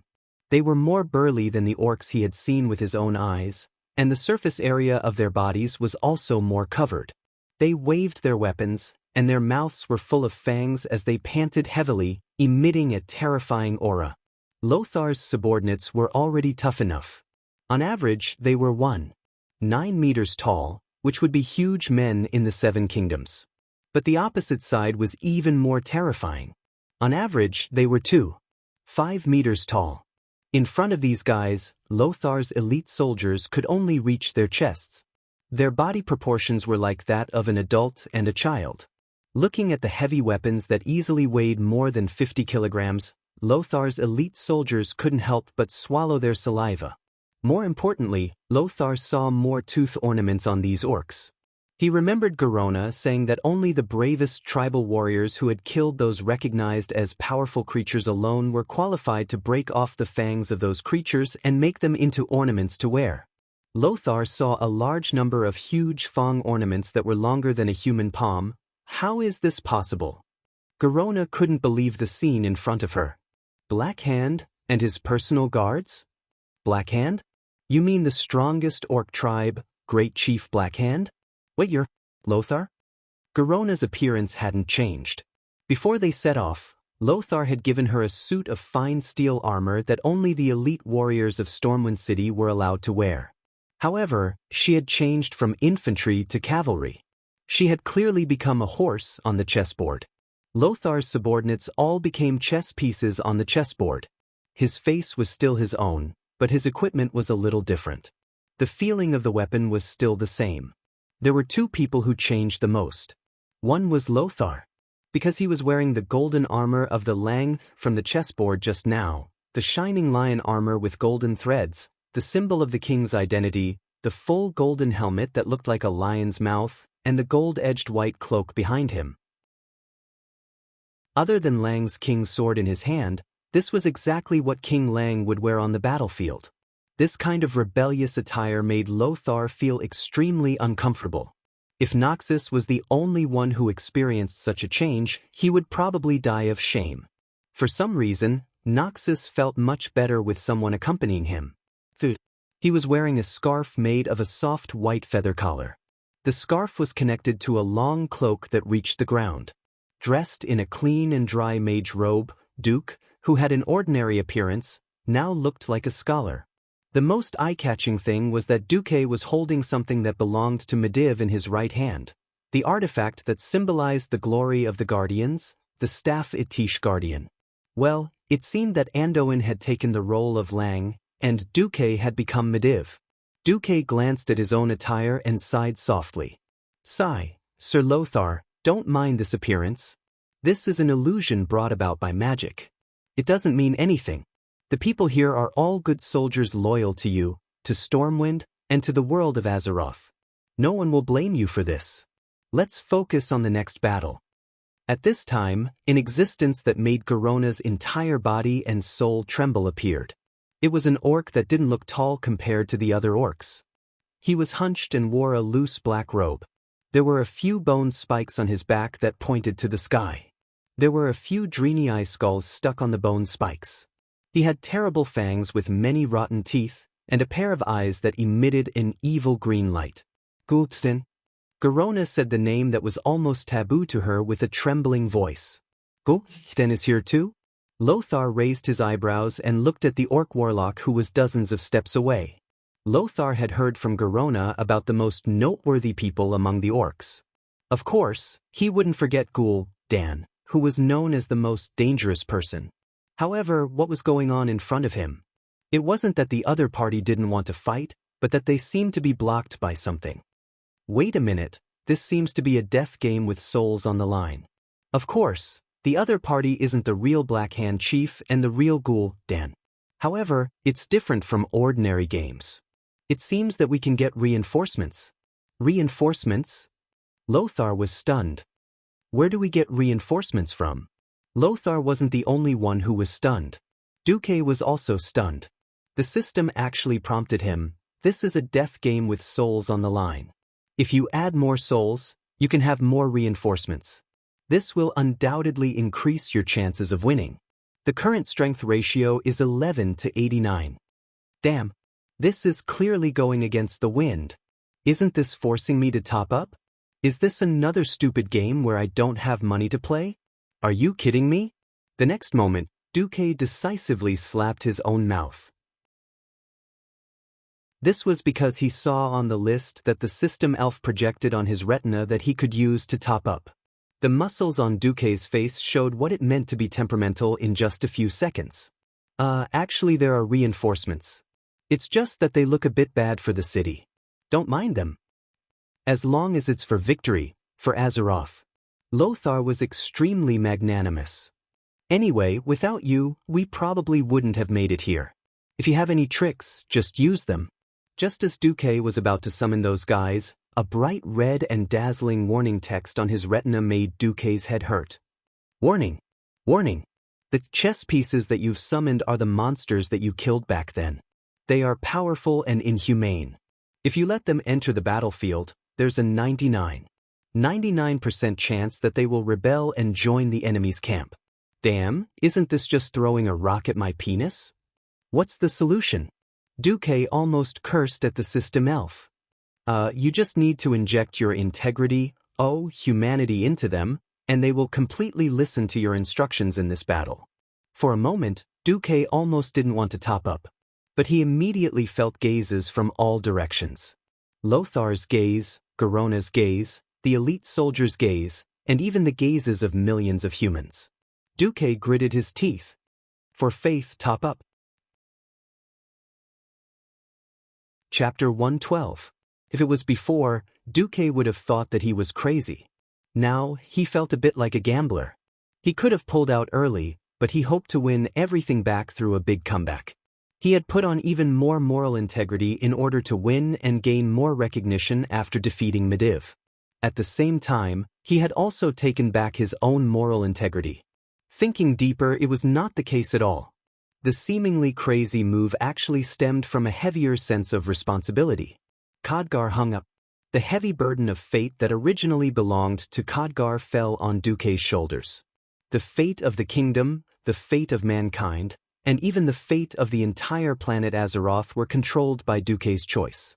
Of course, Duque could not put on his integrity and let Lothar's elite soldiers fight to the death in their current state.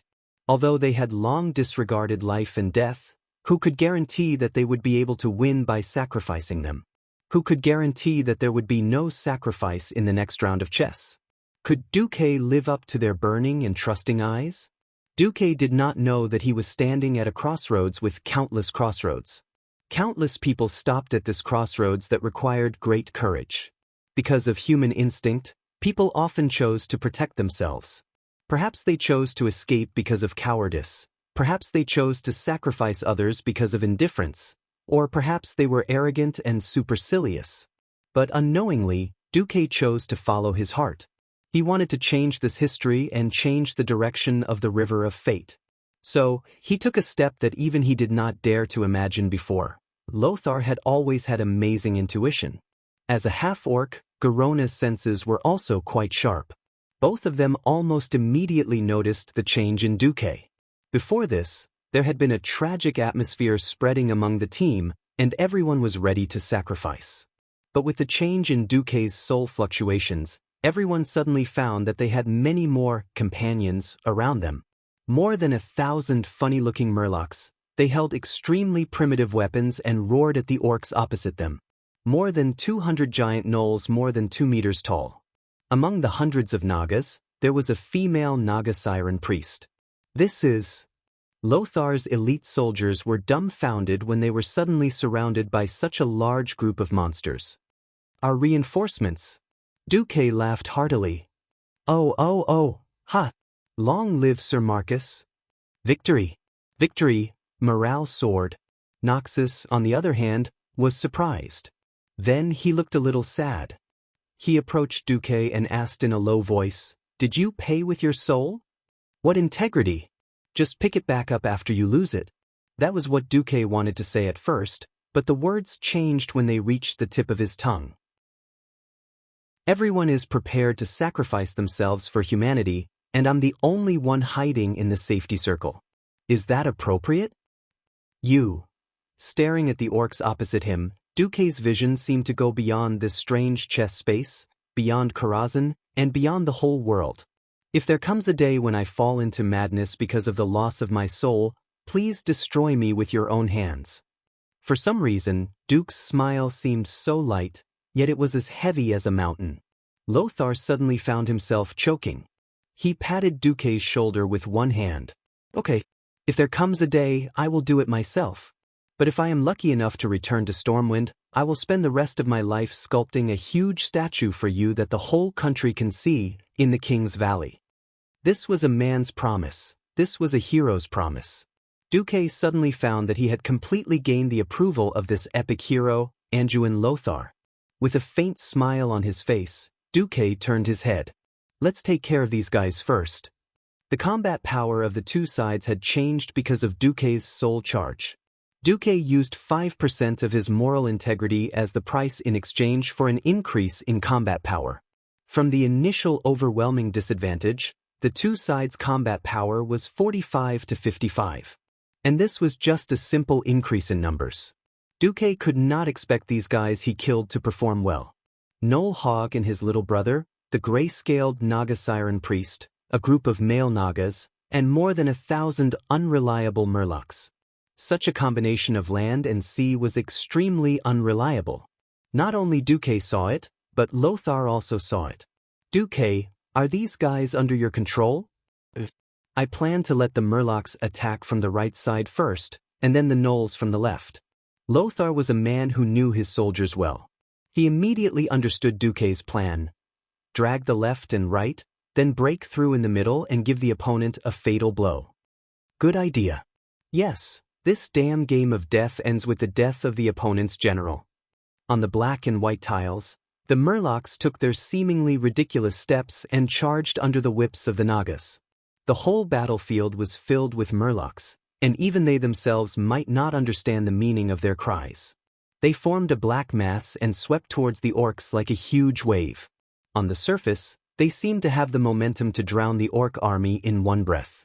However, that was just what it looked like. The orcs standing at the front formed a green wall. The murlocs at the front handed out their rough spears to the orc army. If there was no accident, they would pierce the chest of the orc in front in 3 seconds. Unfortunately, there was no lack of accidents in the world. They crashed into a wall of death made of heavy weapons. It was as if they had really crashed into an invisible wall. The giant hammers and axes that came smashing down on their heads easily smashed their crude weapons and their laughable fish-shaped heads into smithereens. This terrible destructive power made the impact of the entire Murlocs stagnate.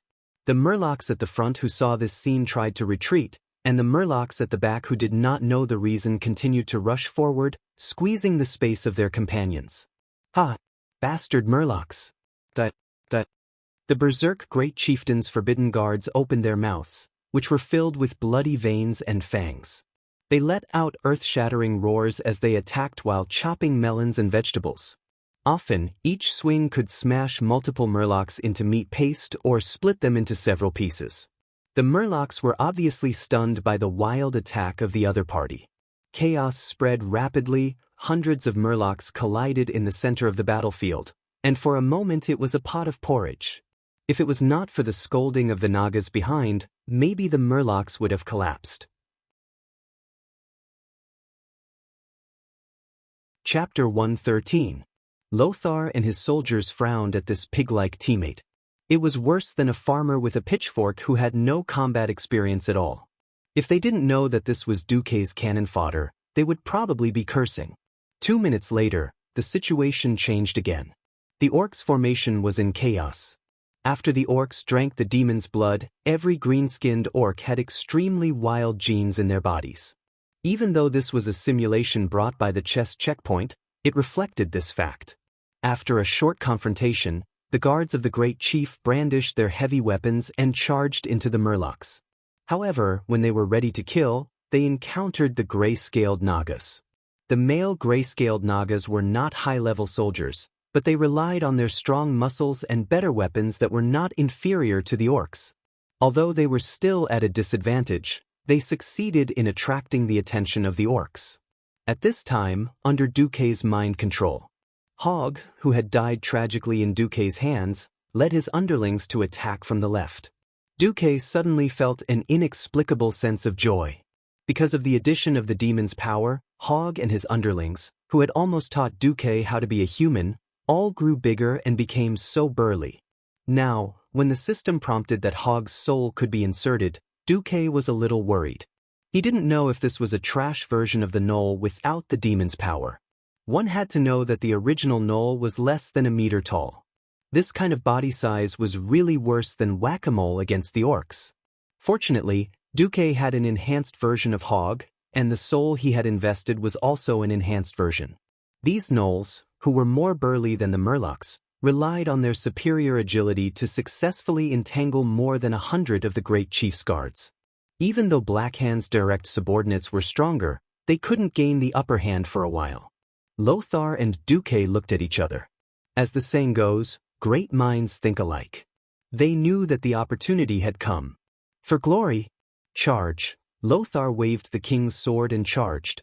Male lions rarely participated in hunting. Most of the time, the task of hunting for the lions fell to the lionesses. Very few people knew that when a lion that was lazy all day attacked, its aura was so terrifying. Lothar's charge wasn't fast. He was like an arrow that had just left the bow. However, Lothar's charge gave off an unstoppable feeling that the mountains were collapsing and the earth was cracking. The heavy and firm footsteps were sonorous and forceful. His naturally wavy hair was like a lion's mane in the strong wind, giving people an explosive sense of beauty. It was getting closer and closer.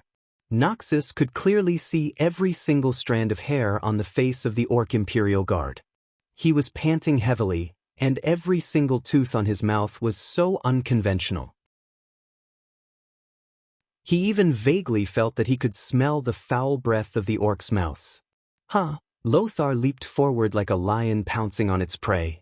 He raised his shield and charged into the middle of the Orc Royal Guards. At that moment, in the eyes of the elite soldiers who were charging with Lothar, their beloved Sir Lothar seemed to be the incarnation of the god of war and the symbol of invincibility.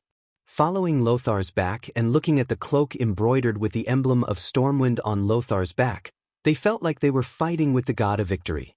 A surge of hot blood surged into their hearts, causing every corner of the warriors' bodies to boil. In the blink of an eye, Lothar had already killed 3 Orc Royal Guards. Their extremely swift counterattack in the eyes of outsiders was as laughable as clowns in slow motion in Lothar's eyes. Thrusting the sword, drawing the sword, and the fatal attack were completed in the time it took for a spark to fly off a flint. The weaker warriors couldn't even see how Lothar cut the orc's throat with the blade of his longsword. If Lothar's attack was still traceable, Garona's attack was even more strange and swift. No one could see how Garona attacked. The appearance of this female half-orc, who was petite compared to the orcs, was bound to be accompanied by the scene of several orcs covering their vitals and falling to the ground with blood gushing out of their fingers. The combination of Lothar and Garona was the most dazzling flag in the eyes of the warriors of Stormwind. No, there was another dazzling flag, Duque. 36 hands of magic appeared out of thin air, and shining arcane missiles tore through the void and poured down like a storm on the orc royal guards who were trying to surround and annihilate Lothar. Not only the missiles, but there was also an endless stream of lightning. The frequency of the lightning was so high that it almost made people forget whether Duque was using arcane missiles or thunderbolt. Duque's magic skills were so superb that he even used dazzling spells to shoot down Ghoul Dan's rain of fire that was trying to hit Lothar. The collision of arcane spells, lightning, and flames formed a magnificent scene in the sky above the battlefield. Duque's extremely accurate cover made Lothar remember that there was only one chance. Once they were surrounded, the humans at a disadvantage would only be drowned in the raging sea of orcs and face destruction in despair. The performance of the three made the elites of Stormwind almost forget time and space, and subconsciously locked their eyes on the three of them. They only came back to their senses when the first orc warrior who was struck let out a pained wail. They focused all their attention on this battle where their lives and souls were on the line. For some reason, there was a burning passion in the chests of the warriors. They couldn't wait to end this battle with victory, and then tell the heroic deeds of these three legends to their comrades, relatives, and everyone who paid attention to the world of Azeroth. Lothar pulled out his longsword, and the last orc royal guard in front of him let out an angry and desperate scream. When the burly body that was like a wall collapsed, there was no longer any barrier between Lothar and the great chief's black hand. The battlefield instantly fell silent. Another tall and burly orc with reddish-brown skin with explosive muscles appeared. He raised his huge warhammer high and waved it at Garona. King against king. General against general. Traitor Garona, your opponent is me, Orgrim Doomhammer. Beside him, Ghoul Dan leaned on the infamous skull staff and pointed at Duque from afar. Kid, your opponent is me, Ghoul Thin. Duque's pupils suddenly shrank, and the breath in his chest seemed to carry a certain excitement.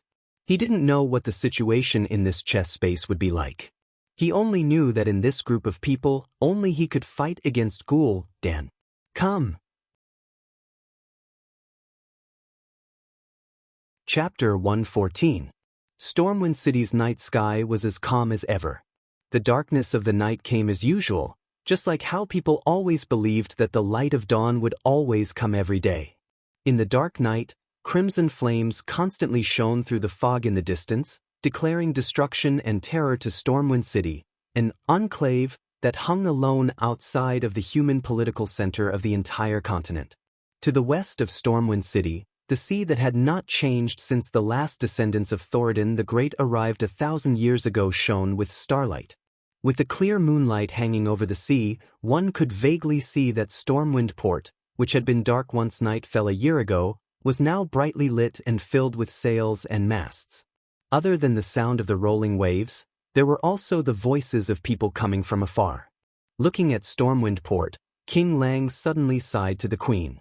My dear, I've been thinking about a question. Is Duke Marcus our kingdom's destined guardian? If you look at the current situation, it's obvious that he is. That's right.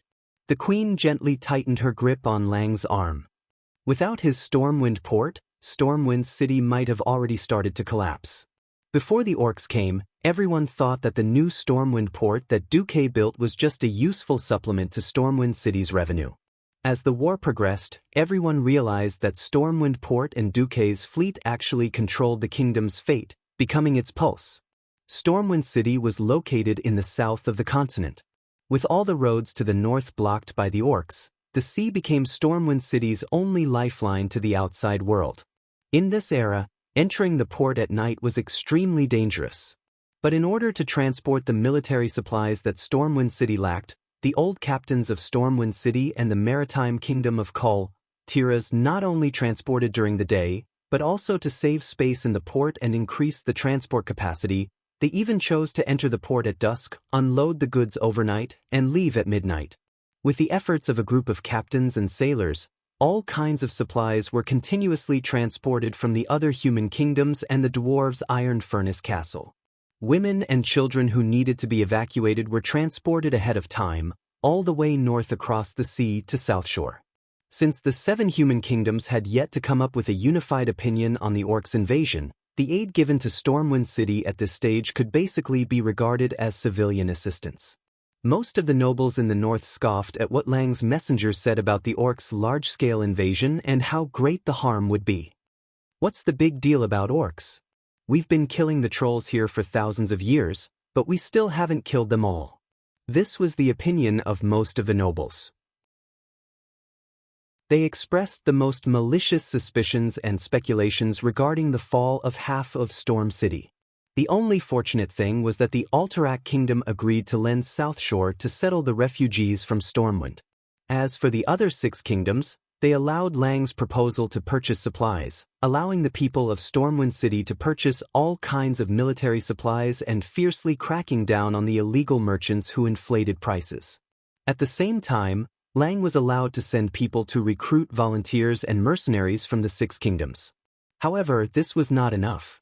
Only Lang, who was facing the orc rampage head-on, knew that this would require the 7 kingdoms to declare an all-out war at the same time, gathering the 7 kingdoms, as well as the dwarves and the elves as allies, before it would be enough. As soon as he thought of this, Lang felt a wave of suffocation in his heart. So far, everything that Duke had offered, every idea that he had offered, had been good. For example, a new type of blockhouse. That was something that Duque left behind. A fellow called Makarov was in charge of. It had a strange name, cement. As for how this thing was made, Makarov was tight-lipped. Even Makarov himself said that it was only a half-finished product. The effect was obvious. The newly designed hexagonal blockhouse was very good at delaying the orcs' offensive. This blockhouse was about 3 stories high, made from this cement, mixed with stones and sand, and in a short 2 to 3 days, it became extremely sturdy. Under the command of an unknown member of the Mason Brotherhood, Edwin Van Cleef, Duque's personally appointed name, in the outskirts of Goldshire, one of the barriers of Stormwind City, no less than 500 of these blockhouses were built in just a few days. Even the largest orc catapults could not easily destroy this kind of blockhouse. The narrow shooting holes made it so that the orcs could not even reach in. A large number of Duque's trained javelin throwers hid in these blockhouses, and from various shooting holes, they gave the orcs a heavy counterattack. When the orcs used the cruelest and most brutal way to destroy the blockhouse, the harpooneers could use the tunnel that they had dug beforehand to drill into the next blockhouse through a tunnel that was so narrow that only humans could pass through, and continue to kill the orcs. There were even stories of some outstanding javelin throwers achieving great feats that even the bravest of Stormwind City warriors couldn't do.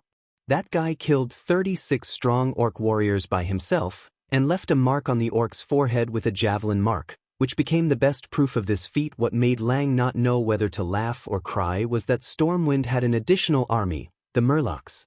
These abominable monsters that once caused incomparable headaches for the residents of the Elven Forest had now become the guardians of the people of Stormwind. The Murlocs let out inexplicable cackling sounds, and occupied almost every river in the Elven Forest that was more than 5 meters wide. Any orc who dared to go to the river to get water would be baptized by the Murlocs' crude javelins. Everything that Duque did had greatly helped the whole of Stormwind. Recalling the changes that Duque had made to the kingdom, Lang was deeply moved. I wonder how his and Anduin's raid is going. I hope they can come back safely. It's okay. If they were killed, I think Sargeras would be the first to come and show off. The queen comforted Lang gently. Lang suddenly smiled bitterly. Nearly 1,000 years ago, my ancestors came to Stormwind City, cut their way through brambles, and started a magnificent era for the people. No matter what, I don't want Stormwind City to be destroyed in my hands. You won't. Instead of thinking about this, why don't you think about how you will reward them for their achievements if they return in triumph? How about erecting a statue for them in the King's Valley? Good idea. At this moment, Duque, whom Lang and the entire upper echelons of Stormwind had placed high hopes on. He was facing the most dangerous battle since his transmigration. Because his opponent was Ghoul Dan, even if this was just a fictional Ghoul Dan created by some unknown magical principle. In this strange chess space, Ghoul Dan was still incomparably powerful. Breathing in the slightly cold air, Duque felt the smell of blood and dry heat in his nose. He couldn't suppress the excitement in his heart, telling himself that he was writing a legend that belonged only to him at this moment.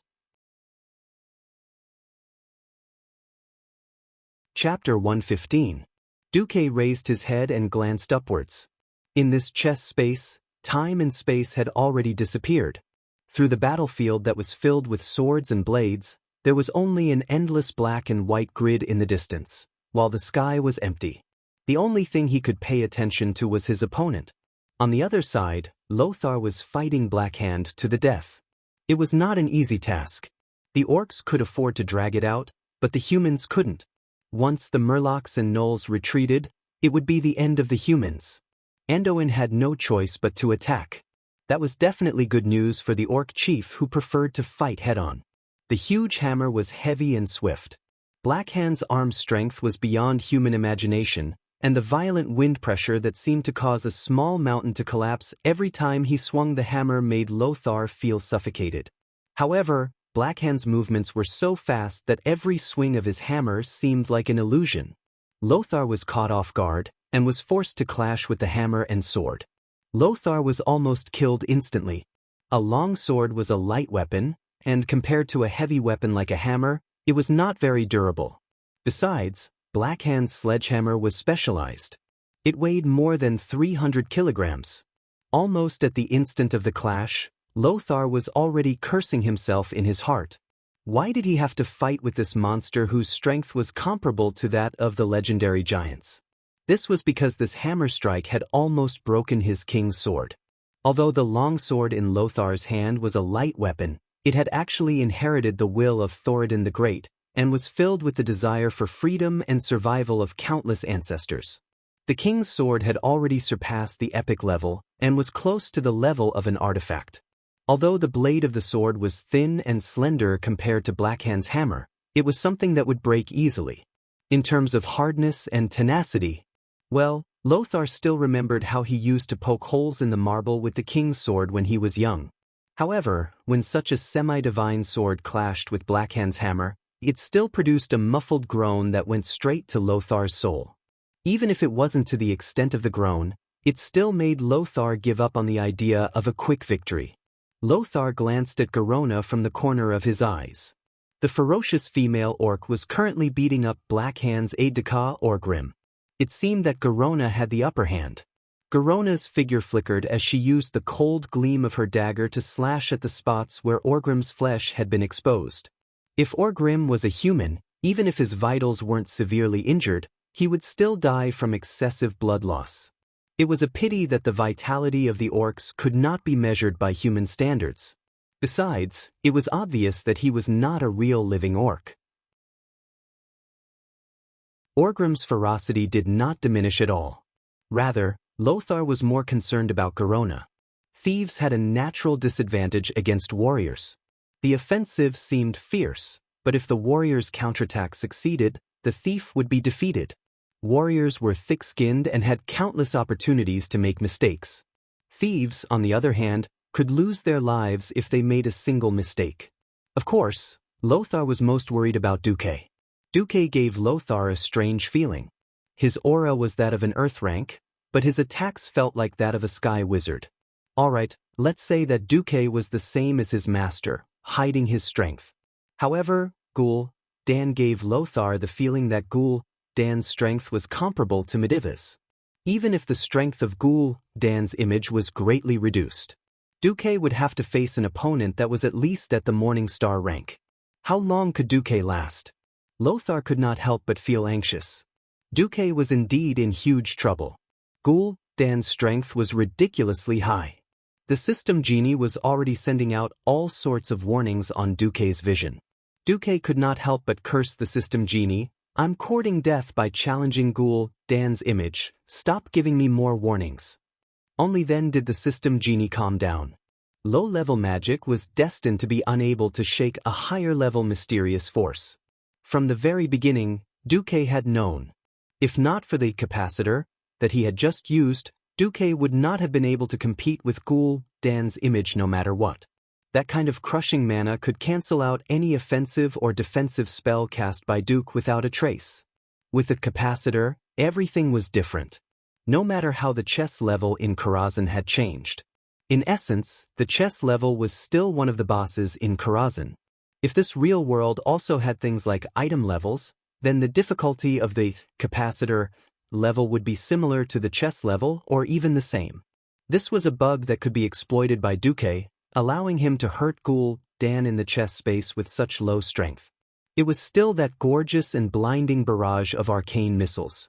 The swooshing sounds of the arcane bullets tearing through the air had been echoing in everybody's ears since the very beginning. The arcane missiles that were blocked by Ghoul Dan's mage shield were not the main point. The main point was the lightning effect that was triggered after the arcane missiles hit. Capacitor was an accessory that had no limit on the frequency of activation. For Duque at the moment, it was no less than a true divine artifact. All the bystanders could hear was the incessant crackling of the electric current. At first, there was only one mage hand around Duque with electricity, but later, the frequency of the lightning was too high.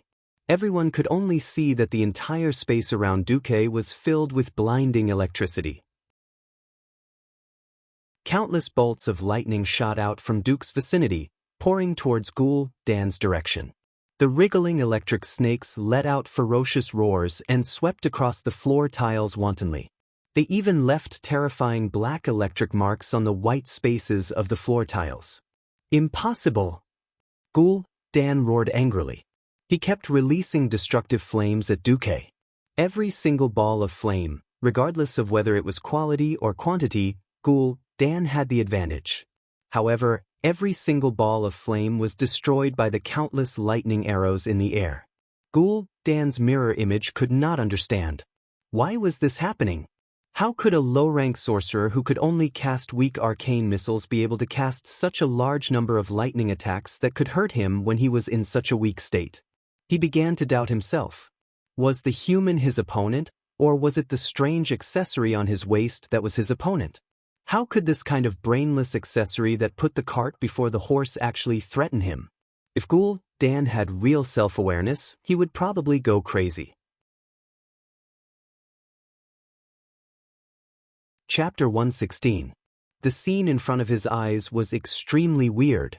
Lothar was so infuriated by Duque that he didn't know whether to laugh or cry. He didn't know how to face Duque at all. At first glance, Duque looked so tall and mighty. His short black hair was all standing up because of the arcane energy waves. Wearing the classic robe of the Royal Mage group of Storm City, Duque stood at the center of the battlefield with two clusters of blue and purple arcane energy in his hands. Countless hands of magic made of white light floated in the air, and the light from the continuous barrage of purple and blue arcane bullets reflected the relaxed expression on Duque's face. He wasn't very tall. Perhaps because he was too young, Duque was even shorter than everyone on the scene, but everyone felt that he was taller and more stalwart than anyone else. His pair of black eyes were like obsidian embedded in his eye sockets, deep and wise. Countless arcane lights flashed in his or his hands of magic's palms, and then went to the place where they should go. It was to block Ghoul Dan's fireballs, or to save a human elite soldier who was almost killed by the enemy's orc guards. Lothar had seen more than once that his men were in a crisis of certain death, but they were all saved by the lightning arrows that Duque released with multicasting.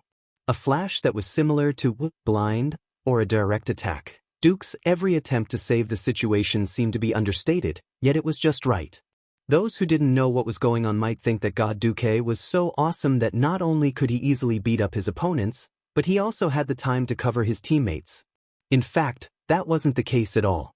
Duque was on the losing side.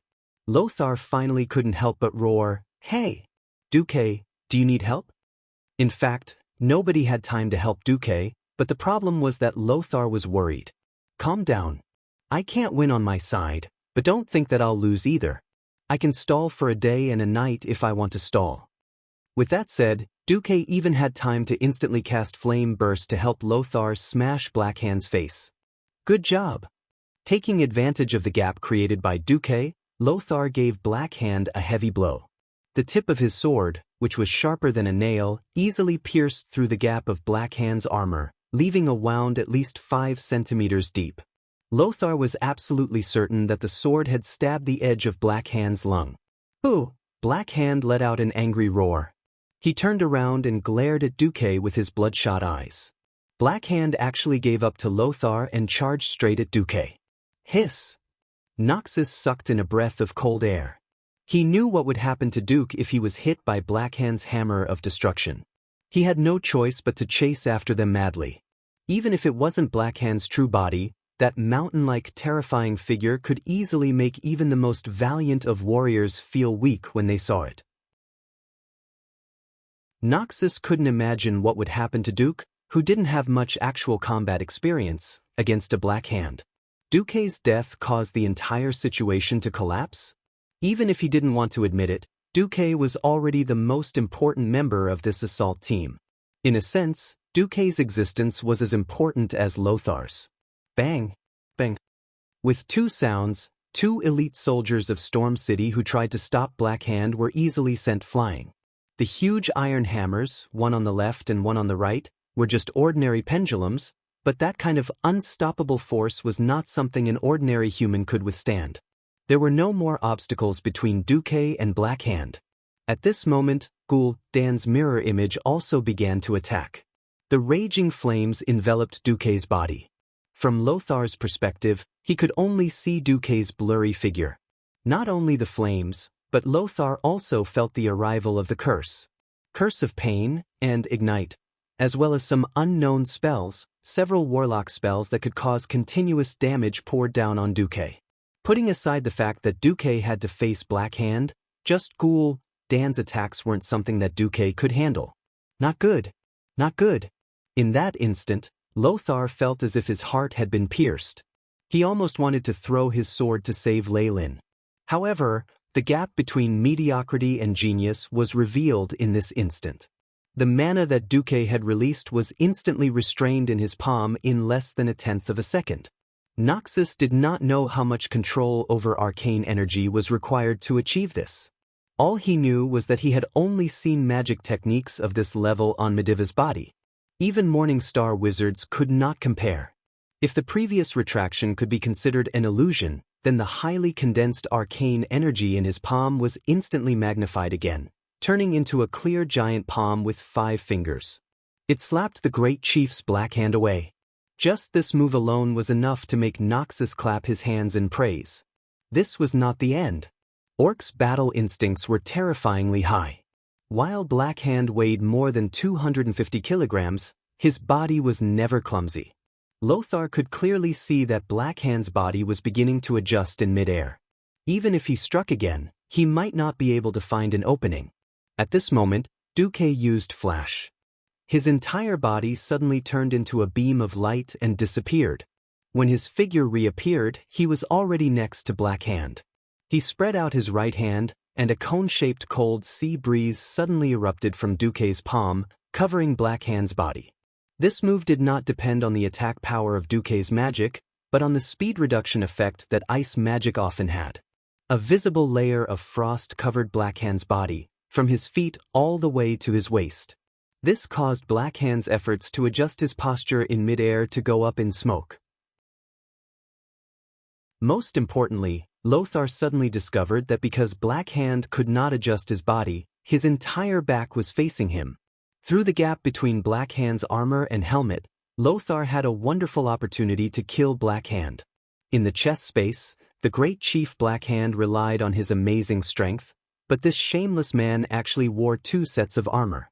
The outside was a steel plate that was a full 3 centimeters thick, and the inside was an unknown leather armor. This made it difficult for Lothar to find an opportunity to kill Black Hand. But now it was different. Because of this rare body position, Lothar's longsword was able to smoothly stab into Black Hand's heart. Chi! The king's sword pierced the muscle between the back and the shoulder blade, straight into Black Hand's heart. For a moment, Lothar was worried whether this strange chest space would renege on its promise, such as counting orcs as undead creatures or something. Obviously, Lothar's worry was unnecessary. Suddenly, hundreds of lightning bolts struck down from the empty sky. Boom! Almost every soldier who was engaged in a fierce battle became absent-minded. Fortunately, the chess level abided by the rules. After the lightning bolt struck, all the enemies, including the Murlocs, Nagas, and gnolls summoned by Duque, disappeared without a trace. Did we win? Lothar was still a little skeptical. Chapter 117. Congratulations, warrior. You should be rewarded for your heroic battle. Come on, open your spoils of war. The voice of the statue, for some reason, suddenly became incomparably pleasing to the ear. The elite soldiers of Storm City, who were still fighting to the death just now, were a little unaccustomed to this sudden victory. However, since their boss had killed the boss of the other side, this victory was unquestionable. Almost everyone was breathing heavily, only Duke had a calm expression on his face. Surprisingly, the system elf started to flatter him. Oh, my dear host, your performance was too outstanding. How did you know that killing the Black Hand would guarantee victory? Back then, I was an awesome person who soloed the Karazhan chess stage. Duque replied smugly, but in his heart, he thought, hey, do you think I would tell you that when I played here in the game, every time, it was the other 9 bastards who drank water, went to the toilet, or farted, and I was the only one who was busy? Over time, it became a habit to play alone. Sigh, it's all tears. However, Lothar was puzzled by the treasure chest that appeared so blatantly on the side of the huge chessboard. Could it be a trap? Lothar frowned. Duque and Garona said in unison. Duque blurted it out in a funny manner, while Garona came to a conclusion after a quick inspection. Lothar tilted his head, and the muscles on his face seemed to twitch. He looked at Duque. You do it, or should I? Seeing Duque take half a step back in fear, Lothar knew the answer. I'll do it. Lothar really didn't know why Duque was like this. In Lothar's opinion, Duque was a combination of contradictions. He was so young, but he was extremely experienced in battle. He was obviously fearless when facing the enemy, but he was afraid to inspect his spoils of war? What kind of quirk was this? Mages seemed to be mysterious and neurotic guys. Compared to Duque's minor problems, Lothar regarded Duque as a perfect saint. Lothar didn't even extend his hand, and the brown wooden treasure chest that was studded with gems opened on its own, revealing the good stuff inside. The sword. A ring. A leather pauldron. First was the sword. Looking at the unique scimitar shape and the red blade, Duque guessed that it was the king's protector. It was a one-handed sword that did not appear in history but in the game. Even though it had decent attributes, the fact that a scimitar was classified as a sword still made many players ridicule it. Duque was impressed by Lothar's one-handed sword, which was a favorite of defense warriors. What was interesting was that out of all the warriors present, not a single one wanted it. What? None of you want it? Duque was stunned. Noxus waved the king's sword in his hand. A warrior's weapon is the most important. We won't change our weapon unless it's absolutely necessary. In the face of life and death, the slightest difference in touch can be fatal. The other warriors nodded. Well, fine, you guys have a point. Then I, a mage, won't have to worry about stealing equipment. I'll give it to Windsor to show off later. There was no such thing as binding in this world anyway. Duke grandly took the defensive warrior's treasure for himself and casually put it into the space bag he bought at a high price. Yes, there were dimensional bags in this world too. But they were extremely expensive. A linen dimensional bag produced by Dalagen that could only hold 8 items that did not weigh more than 10 kilograms actually cost 100,000 gold coins. And it was a fixed price, No bargaining allowed. Damn, if it wasn't for the fact that Duque was in urgent need of it, he would definitely exchange all the gold coins and beat that profiteer to death. Duque thought to himself, I must go and practice the killering skill when I get back. There was also a leather pauldron, cruel shoulder blade, which naturally belonged to Garona. The female half-orc immediately took off her metal pauldron and put on a leather pauldron, looking as if she would beat up anyone who tried to snatch it from her. Sorry, take it if you like it. Noxus was not angry at Garona. The last ring of circulation, was a typical mage ring. When Duque put the ring on his left thumb, he felt the magic circuit being expanded again. A new small circuit was built, and magic seemed to flow into the ring through the arteries of the finger. After being amplified by the ring, it flowed out of the vein with a surging feeling. System notification: you are wearing a magic item, ring of circulation, that is far beyond your ability. Obviously, the maker of this ring is quite friendly to low-level spellcasters. The gentle magic circuit buff allows you, an earth mage, to get a 30% bonus to the original attributes of the ring. The damage caused by your magic effects and the chance of a magic critical hit are slightly increased. Looking at Fiend Belt, Capacitor, and Ring of Circulation on his hand, Duque's desire to level up became even more urgent. He didn't know what the higher-level magic world was like. Obviously, it was a world that he couldn't imagine. There was no reason, just a hunch that if he defeated Medivh, he would be able to level up. That was what the aura of fate told Duque. At this moment, Noxus came up to him. Did you alarm Sargeras just now? Duque shook his head. I don't think so. A big shot like Sargeras is also very busy. After returning from the chess space, I sensed several interworld astral communications. Don't forget, Sargeras is the boss of the Burning Legion. Noxus nodded. The enemy was too strong enough to make most mortals despair. 10,000 years ago, almost all the strong people on planet Azeroth had gathered to barely destroy the portal and drive Sargeras away. Could they do it with just these few people? The hesitation was only brief. Noxus quickly shook his head to get rid of the bad thoughts. He turned his head and said to his subordinates, Gentlemen, the road ahead is still difficult, but I believe we can still overcome it. For the battle later, let's rest for 15 minutes and then continue on our way. None of Noxus's men had died in the battle just now. The most miserable guy was only moderately injured, and with the priest's healing spell, he had barely recovered his combat power. In any case, this result was already very impressive. Defeating a demon boss in a row and breaking through a strange chess stage had raised everyone's morale a lot. What's next? Noxus asked.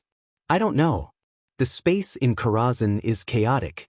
If we're lucky, we'll go to Medivh's bedroom or study. If not...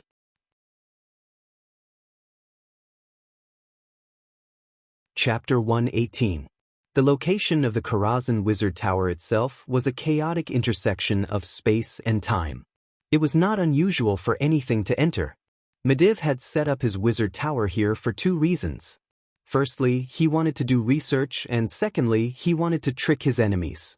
Duque did not dare to guarantee what he would encounter next.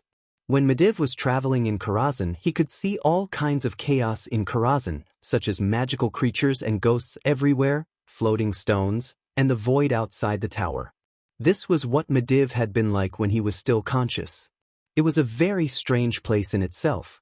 Duque still did not understand why Khadgar, who served such a dish at this time in the game's history, could bring Lothar to Medivh. Now, it was Duque's turn to lead the team. Fortunately, everything went smoothly. Sigh, I wonder how Reggie is doing. Don't die, Reginald. Finally, with some free time, Duque found Windsor's name in the list of followers in the system prompt. This made Duque feel a little relieved. The future Marshal Windsor was currently in trouble. After paying the price of 20 casualties, Windsor and the other elite soldiers killed the special existence guarding the gate, the demonized Hunter Atumen and his demon warhorse, Midnight. In order to better advance at the front gate and attract the attention of Sargeras, who was controlling Medivh, Windsor decisively chose to move forward. Originally, Windsor was prepared for a fierce battle. Who knew something unexpected would happen? Oh, praise Stormwind City.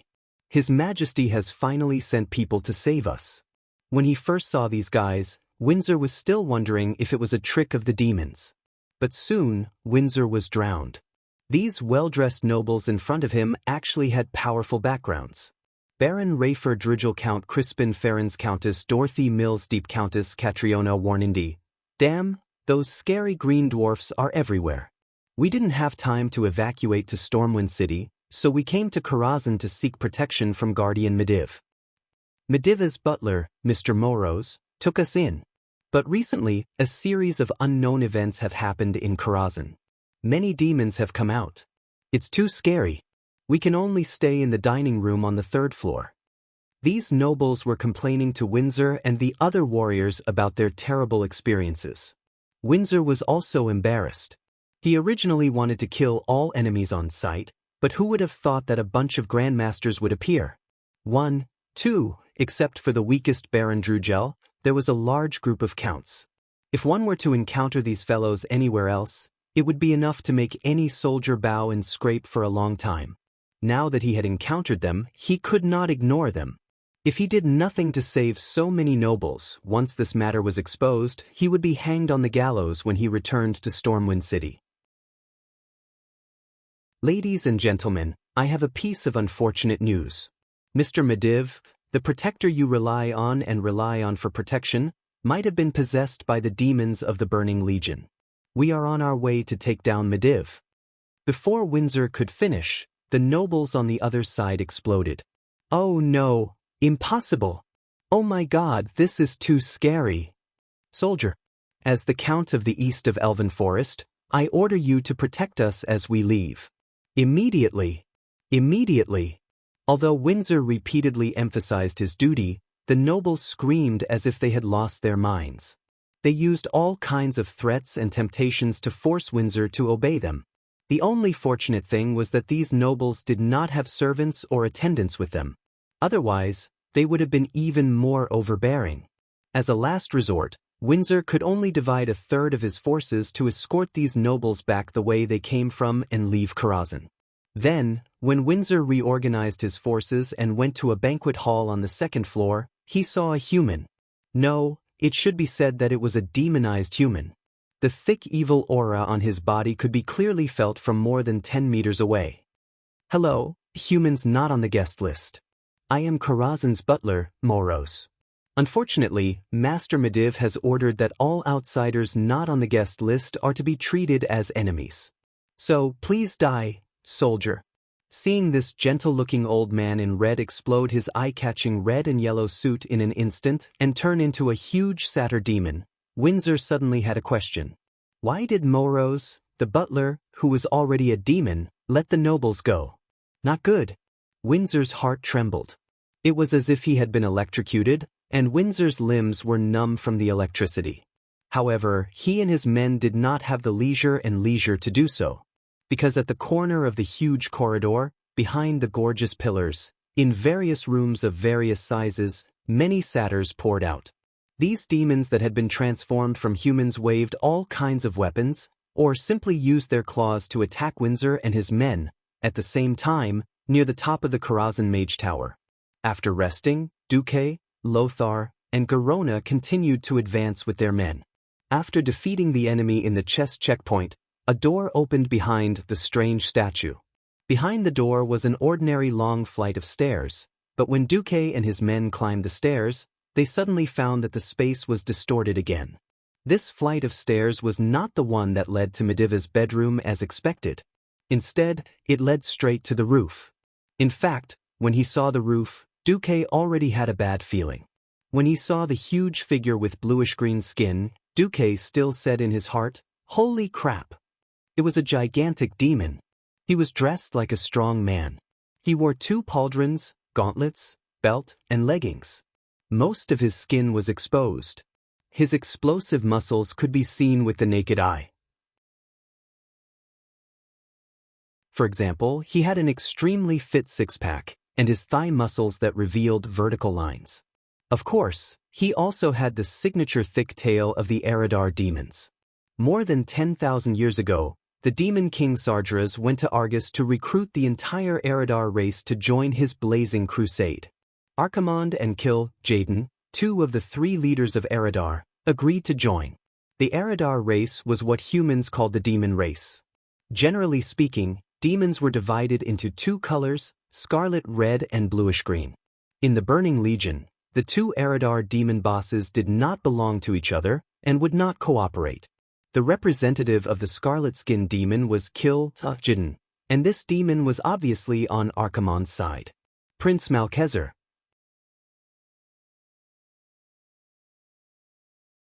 Chapter 119. The sky was gloomy. Next to it was the outline of the Mage Tower, the Outer Tower, and the Auxiliary Tower, but this was not the sky that could be seen from the outside of Karazhan. The distortion of space and time made it so that when people looked out from the huge rooftop square, they could only see gray chaos. Evil energy tumbled in the void like boiling soup. Strictly speaking, Prince Malaxer should not be here. Prince Malaxer's appearance here gave Duque the feeling that he was the transmigrator. Duque looked at this huge demon that was as tall as 3 people and frowned. This big guy, who was supposed to be the final boss in the future, now looked more like a watchdog that had responded to Sardra's summons. He declared the demon's ownership of this place to every intruder that successfully arrived, which meant that the power of the King of Demons would descend upon everyone present and punish those who displeased his master. In fact, that was what Prince Malaxer did. He frowned almost as soon as he saw Duque, Lothar, and the others. This dark green demon with 3 mysterious tentacles under his chin roared, "Puny humans! I don't know how you came here. But since you can come here, it means that the trash I arranged in front has either been defeated, or you have deceived the entire defense system so that I can't receive any news of your invasion." Lothar did not speak. He still held the shield in his left hand and waved his sword in his right hand. Then he winked at Duque. "Good job." He did not say it out loud, but that was what he meant. Prince Malaxer proudly took a big step forward. His huge hooves stepped on the limestone tiles, which made a sizzling sound due to the inexplicable high temperature. "I don't know how you did it, but that's not important. What's important is that you will all die here, and your souls will become mine. Submit to me, mortals, or else your souls will suffer for 10,000 years." The prince's loud roar echoed throughout the entire rooftop. The strange surrounding space made Prince Malaxer's voice tremble. Lothar's elite soldiers suddenly trembled. They never lacked courage, but some enemies could not be dealt with courage alone. However, you're just a dog that only knows how to fart. If it were your boss, Sardras, saying these words might be able to scare people, but you? Far from it. Duque replied, "I hate this guy. Can I get rid of him?" Garona gave off an obvious feeling of agitation. Lothar, "All right, ladies first." Duque rolled his eyes. The group of elite soldiers expressed that they were temporarily deaf. Duque was speechless. He really didn't realize that Lothar wasn't a good person either. He actually let Garona take the lead. If it was Duque, he would have done the same. Garona, with her high agility and speed, was very suitable for probing the enemy. All right, Duque wasn't a good person either. Garona closed her eyes. This female orc's combat power was definitely top-notch. As expected, those who entered the heroic domain and had a strong history in Azeroth, none of them were fake. For some reason, Duque felt that Garona's strength seemed to have increased by another level. Her figure was so fast that it felt like Prince Malcheser was surrounded by Garona's afterimages. If it was just the thief's sprint and slice, it definitely wouldn't have such a cool effect. This was clearly one of Garona's unique skills. Garona's bone dagger wasn't a divine weapon, but some mysterious power seemed to have been injected into it, and the dagger's attack power had increased significantly. Deep wounds that could be considered shocking to humans kept appearing on the prince's body. Almost every time he dodged, there would be a few terrifying wounds that were 5 centimeters deep and more than half a meter long on the prince's exposed skin. However, for a demon with extremely strong vitality, these were at most superficial wounds. "You green-skinned sow! Do you dare to fight me head-on?" Prince Malcheser was furious. The next moment, he painfully discovered that one of the antennae on his chin that looked like a penis was almost chopped off by Garona. "Ah, you dare to do this to me?" Prince Malcheser was finally fed up with Garona's high-speed attacks that were more disgusting than a flurry of flies. He no longer cared about acting cool and directly used his strength. Following his angry roar, four stone giants wrapped in green flames descended from the sky and guarded the prince from all sides. Hellfire. No, to be precise, this was not a true hellfire. That was because a true hellfire had a certain level of intelligence. It would walk like a human and attack its own target. Prince Malcheser's hellfire was a pillar of flames with a human shape. Of course, the effect was obvious. The surging power of the flames immediately pushed out in all directions, and in an instant, with the prince at the center of the entire rooftop square, 4 waves of flames appeared and exploded outwards. These waves of flames posed a threat to almost everyone on Lothar's side. First, Garona couldn't withstand the continuous waves of flames, and with a flash and a backflip, she retreated. Next was Lothar. Clearly, Lothar had some kind of magical item that protected against elemental power, but it was unknown if it was prepared to be used against Medivh. Anyway, when the waves of flames reached Lothar, the power of the fire elements automatically dissipated and turned into a gale slightly stronger than a strong wind. Other than blowing up Lothar's long hair, which could be used to sell shampoo advertisements, it had no real effect. Next was Duque. An ethereal shield of ice appeared on Duque's body, blocking the hot air that was blowing towards him.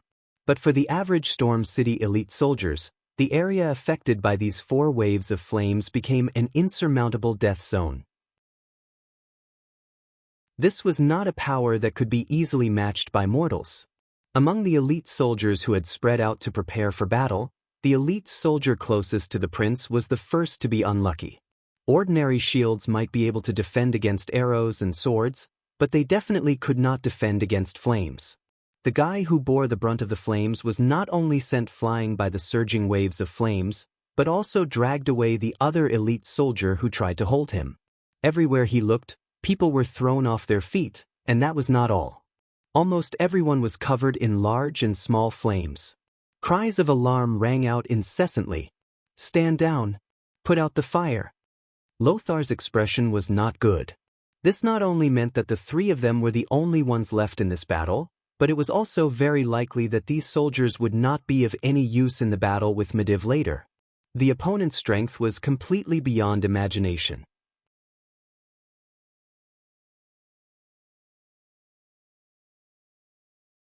Chapter 120. Lothar didn't order Duque to do anything. He knew that Duque would definitely satisfy him. Tacit understanding was something that was cultivated through battle after battle. Whether a teammate was reliable could be seen through 1 or 2 battles. It was Lothar's first time seeing such an all-round genius like Duque. Lothar was very relieved. Sure enough, Duque raised his hand and used the lowest level, Blizzard. There were no lethal icicles, only rapidly falling snowflakes. The cold hexagonal snowflakes quickly covered the parts of the soldiers that were on fire and quickly extinguished the flames on their bodies. Every soldier who regained their senses looked at Duque with gratitude. Compared to the middle-aged priest who was still in a daze, Duque's response was godly. The faces of quite a few soldiers holding long swords were deathly pale, large droplets of cold sweat dripping down the sides of their hair. However, not a single one of them suffered a fatal injury, let alone died. This result was obviously far from satisfying Prince Malcheser. This high-ranking demon of the Eridar race would never have dreamed that a transmigrator would be among the challengers. Duque knew most of his skills like the back of his hand. He roared, "Mortal, do you think this is the end?" With a wave of his hand, a black light bloomed from the prince's hand. In an instant, 15 elite soldiers felt as if their bodies had been hollowed out. It was a very frightening feeling. Within their paper-thin skin, there were no muscles, no blood vessels, no blood, not even bones. It was as if all their organs had disappeared and they had become a paper man with an empty shell. It was an indescribable feeling of terror. Almost every soldier who was hit froze in place. They didn't even notice the dark energy that shrouded their heads. 3 seconds. Only 3 seconds. The moment that evil dark energy exploded, these 15 soldiers would lose their lives forever. Even their souls would be bound in the chaotic mage tower of Karazhan, becoming some kind of sad existence. Run! Lothar didn't know what it was. He only knew that these old fellows that he had trained and had accompanied him through life and death countless times would all die here if they didn't run. Being mentally prepared that everyone was going to die and actually dying were two completely different situations. Noxus was very strong, but no matter how strong he was, there was no way he could save 15 soldiers at the same time. On the battlefield, 1 second of hesitation was enough to be fatal. Even if many of these elite soldiers had already reacted and started to run towards the area outside of the Shroud of Darkness, how far could they run in 3 seconds when they were fully armored, holding shields and swords, and carrying at least tens of kilograms of weight? Death was almost inevitable. However, just when the dozen elite soldiers were about to be killed, Duque's hand of magic appeared again. 72 hands of magic dragged all the soldiers out of the attack range of Shadow Nova before the princes. Shadow Nova burst out. Looking at himself flying out of that dark area, and then looking at the place where the dark energy had corroded the ground to the point where it was creaking and emitting an ominous smell, even a fool knew that Duque had saved their lives once again. Before the raid on Rakazan, they only admired one person, Anduin Lothar. From today onwards, they silently added another name in their hearts, Duke Marcus. Not only did Duque's unimaginable response surprise them, but Duque's calmness, decisiveness, selflessness, and indescribable view of the overall situation made them admire him from the bottom of their hearts. Thanks, Sir Marcus. I owe you my life. In the future, when Boss Lothar doesn't want me anymore, I, Ponga, will be your follower. I can still watch the door. Most people would be indignant and angry when their subordinates' hearts were bought, but Lothar was touched that his subordinates' lives were saved. Well, you bastards, if I really die, I'll allow you to follow Duque. Now get lost, don't get in the way, this is not an enemy you can deal with.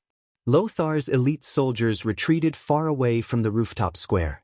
Lothar cracked his neck. Duque, do you have any good suggestions? If you're not afraid of fire, you can try to lure this guy out. I bet that he has a limited number of pillars of fire. If we weren't in the fire, I would definitely be able to kill this guy. Garona seemed to be indignant that she was forced to retreat. Ditto. Duque shrugged. That settled. Hearing Duque's words, Prince Malkezer's body trembled. He almost thought that he was hearing things. The pressure in the space suddenly changed. It was a violent aura that could topple mountains and overturn seas. Accompanied by a furious roar, a voice that burned with raging flames actually caused the ground to tremble. Who gave you the confidence to defeat me? The Burning Legion is invincible. Duque was unmoved. Lothar and Garona looked at Duque at the same time. I just smiled and didn't say anything. Is that wrong? No, I just think that you're braver than I thought. Lothar gently touched Duque's arm with his shield, then charged forward without looking back. Lothar charged. With every step Lothar took, the light on his body grew brighter. This was not a feeling, nor was it an illusion. Lothar was really glowing all over. For a moment, Duque almost suspected that this slightly unreliable world of Azeroth had a paladin profession in advance. What made Duque even more confused was that he saw the following lines of data on his retina. After inspection, Anduin Lothar used a super rare potion, Titan Potion. His HP has temporarily increased significantly. Lothar used Colorful Miracle Potion. His magic resistance has temporarily increased significantly. Lothar used Special Flame Protection Potion. Lothar activated the special amulet of the Archbishop of Stormwind City. Lothar received an unknown super-powerful exorcism blessing. His damage against demons has greatly increased. What was pioneering? This was pioneering. Even though Noxus himself was a boss, this dutiful warrior still brought his own first clear potions when he was exploring another boss. He had not even asked Duque for half a gold coin as compensation. Azeroth's #1 teammate. At this moment, Dooku was so touched that his nose was running. Garona and Dooku watched as Lothar charged forward and cut Prince Malchezer's Hellfire with 2 slashes.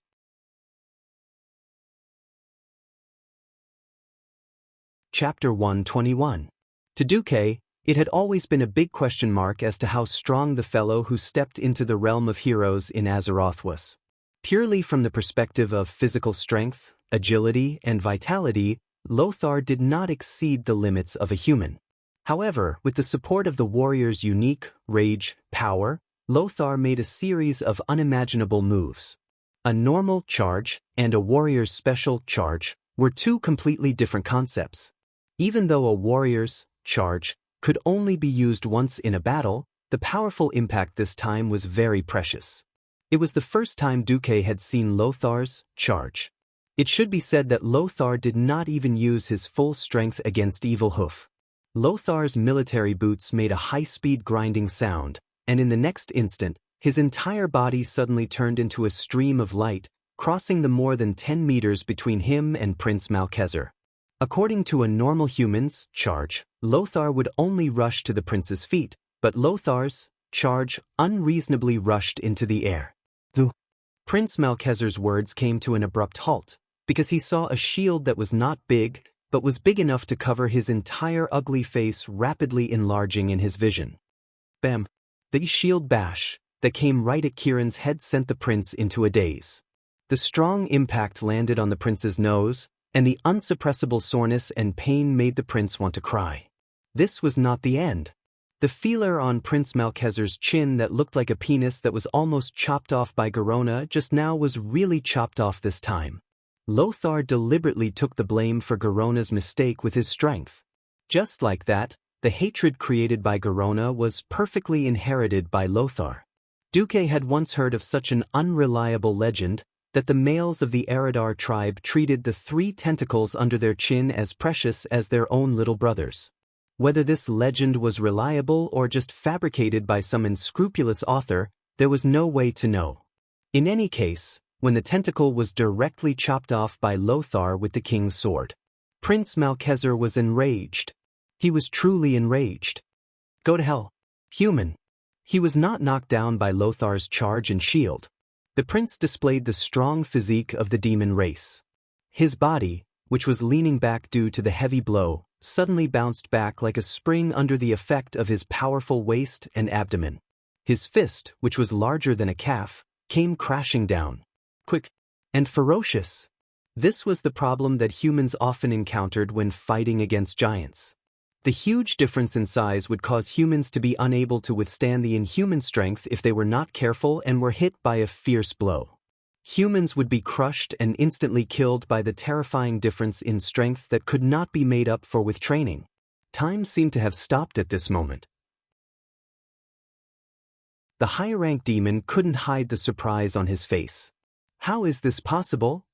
In Prince Malchezer's eyes, Lothar, who was covered in heavy armor that only increased his weight but was meaningless to the demon race, should be a piece of delicious meat on a chopping board, waiting to be slaughtered. But Lothar flew up. It was not an adjective, but a real kick. He once again rose more than 2 meters in the air. From facing the prince's big ugly face, he flew to the prince's head and struck again. Only then did the prince see from where Lothar had just landed that there were 2 hands of magic there. It was this pair of illusory palms constructed from arcane energy that perfectly became Lothar's fulcrum when Lothar had nowhere to borrow strength from, supporting Lothar in unimaginable acrobatics. The moment the king's sword pierced Malchezer's skull, a dazzling golden light blossomed.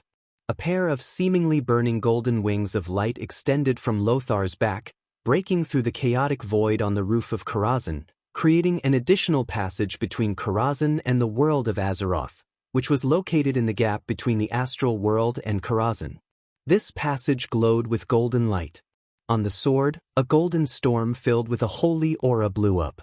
The chaotic wind caused Lothar's handsome long hair to flutter erratically, making this future lion of Azeroth even more charismatic. At some point, Garona, who was supposed to cooperate and attack, also stopped in her tracks.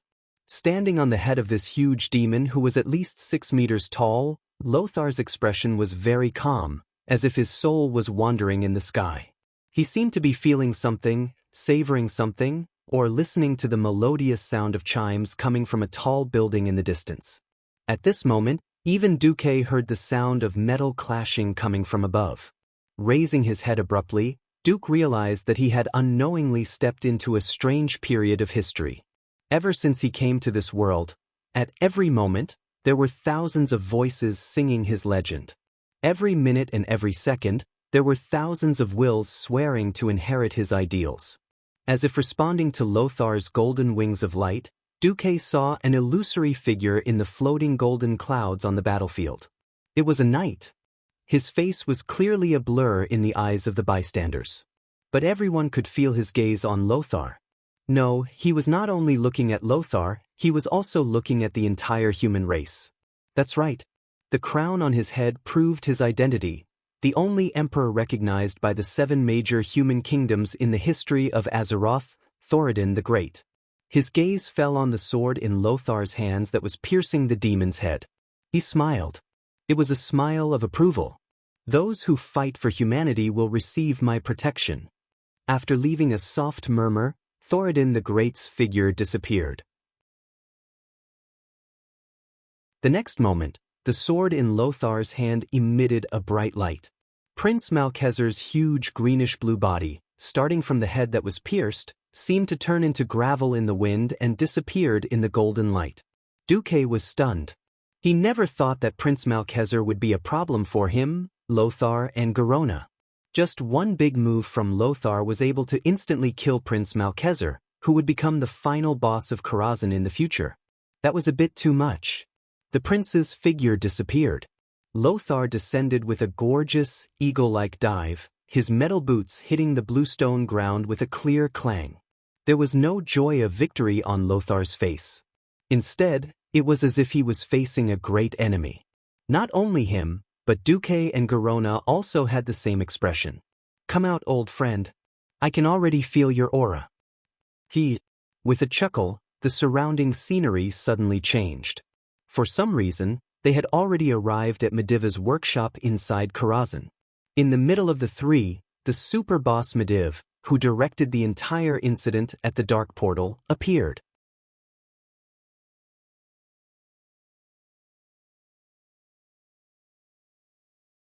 Chapter 122. Wherever Mediva's fingertips pointed, there would be a bright purple arcane radiance.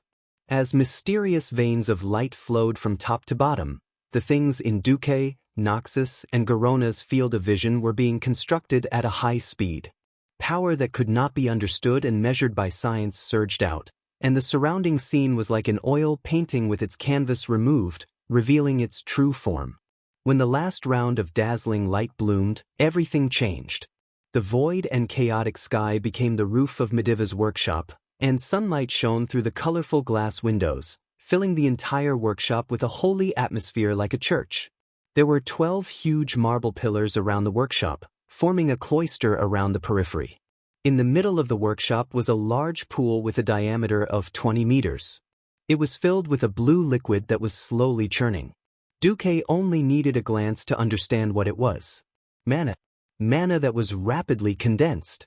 It had surpassed the gaseous state of mana itself and turned into a liquid state. Every time the liquid mana rolled, if one were to focus all their attention on it, they would discover that there would be dazzling lights exploding in front of their eyes, as if flowers of light were blooming, constantly repeating the process of budding, blossoming, withering, and dying. The power contained in it was so terrifying that Duque could even imagine that once the mana in the pool went out of control, the interweaving light energy comparable to a nuclear bomb would instantly spread to the surroundings, turning the land within a radius of 500 kilometers into a wasteland. Compared to this astonishing mana pool, the pile of metal parts that Mediv had placed beside the pool that were as tall as 3 people seemed insignificant. Looking at everything in front of him, Duque once again confirmed one thing in his mind. Mediv, who was known as an astral mage, was definitely at the peak of mastery in the use of the element, space. And space were recognized by almost everyone as the strongest elements. In fact, even though he brought Lothar and Garona to Mediv, Duque still felt his scalp go numb. He didn't know how to deal with the Mediv possessed by Sargeras. Fortunately, only the three of them were teleported to the workshop. Mediv did not deal with Lothar's men. At this moment, the Mediv spoke. Hee. The Mediv laughed, and there was an indescribable evil charm in his laughter. Since you call us old friends, why do you have to point your sword at my chest? Noxus's gaze fell on Medivh's feet, who was standing beside the mana pool. His eyes scanned carefully from his feet to Medivh's head. When he looked at Mediv again, Lothar's voice became very gentle. Thus, my sword is not pointed at my old friend. It's not pointed at Mediv, who is a close friend. Noxus sheathed his sword. We're not from the same world from the beginning. You're a high and mighty guardian. As long as you don't abdicate, you can have an almost endless lifespan. On the other hand, Ryan and I are just two seemingly noble people, but in reality, we are lowly mortals. Why did we become friends? Yes, but... A playful smile appeared on Medivh's face. He even ignored Garona, who was quietly moving behind him on the left, and ignored Duque, who was motionless behind him on the right. It's because of your humility and magnanimity that you gained our recognition. Do you still remember that 20 years ago, you had just defended Azeroth again and came back injured, but you still bore it and created an ice cube to cool the forehead of a child with a fever in the slums? Do you still remember that day? Do you still remember? Lothar softly recounted his past with Mediv. Mediv didn't interrupt him, and just listened with a smile. After an unknown period of time, Lothar finally came out of his memories. When the last word of Lothar's words fell, Medivh's face finally showed a playful expression. It's a beautiful story, isn't it? Unfortunately, it's meaningless. Medivh's face finally sank. The next moment, the entire workshop trembled. Meaningless? But everything I have said is meaningful. Because I always believed that the generous and benevolent Mediv I knew was still alive in some form somewhere. And you, Sargeras, I'll pull you out of my old friend's body and make you scram back to where you came from. Lothar's voice was like thunder rolling in the empty workshop, echoing left and right. The anger contained in his voice seemed to want to burn up Sargeras's dirty and sinful soul in an instant. Lothar pulled out the king's sword again, and the dazzling golden light on the sword was like the light of dawn that chased away the darkness along the entire horizon at dawn, splitting the entire workshop that was filled with Medivh's terrifying magic into two. Lothar's aura was astonishing, but the depths of Medivh's slightly playful eyes were filled with disdain. Sargeras's voice sounded calm and indifferent. Lothar, is this your trump card? It's a pity that you took it out too early. Otherwise, you might have given me a little surprise. A true king doesn't need to hide himself, Lothar said firmly. This was also a small drawback of the king's sword. The path of a king was the righteous path of a king. Emperor Soridon's will on the sword would not allow the wielder of the sword to do such a disgraceful thing like stabbing someone in the back or sneaking up on the opponent. Moreover, from the beginning, Lothar didn't really intend to hide himself.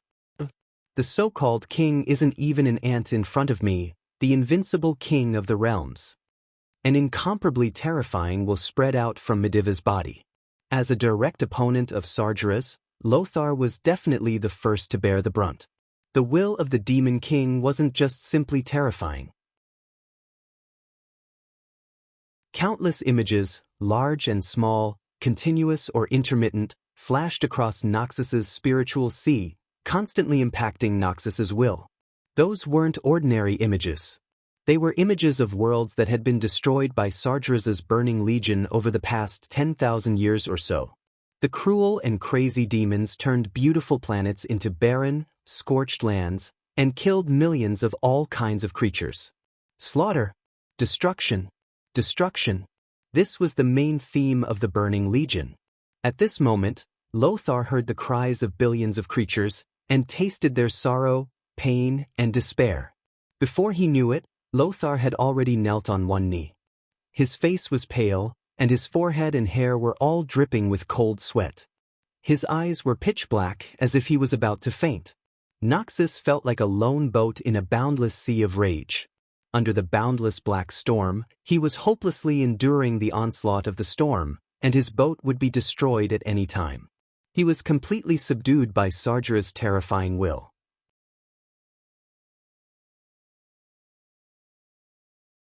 Chapter 123. At this time, Duque's clear voice came from behind Sargeras.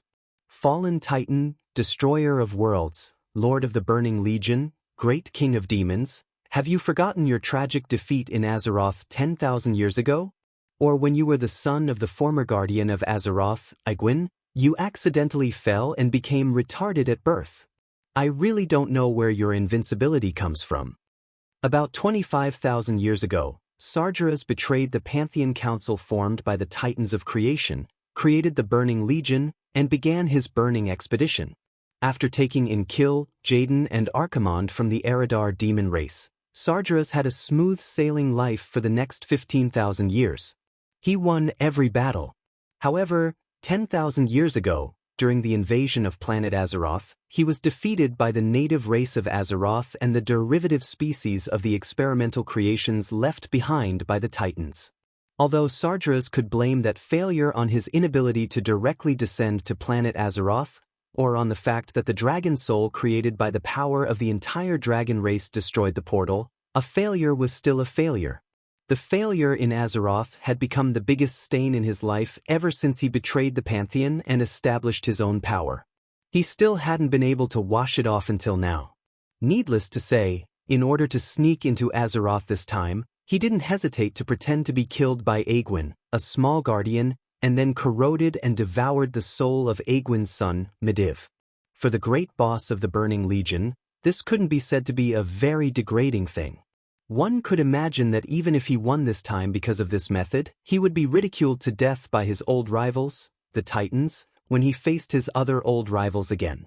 No, perhaps it was since the failure of the invasion 10,000 years ago that broke the Burning Legion's legend of invincibility. Sargeras could no longer be as glorious as he was 10,000 years ago. This failure was the biggest pain in Sargeras' heart. Alright, at this moment, Duque had actually touched on the sore spot. How could it be as simple as sprinkling salt on the wound? It was as if she had forcibly ripped open his scar, used a hook to open the wound, and made it look brand new. Then she sprinkled some wasabi and chili on it. Finally, she whispered into Sargeras' ear to remind him of the pain. All that was left was to call a song and dance troupe to dance in front of Sargeras and celebrate the 10,000th anniversary of Sargeras' death. The series of high and mighty honorifics at the front of these words was just to slap the face at the back. It wasn't just a slap to the face, it was a slap to the face that was swollen. Sargeras abruptly turned around, casting his gaze on the young wizard, Duke Marcus, whom he had looked down upon even more. "Insolent ant! Did I give you permission to speak?"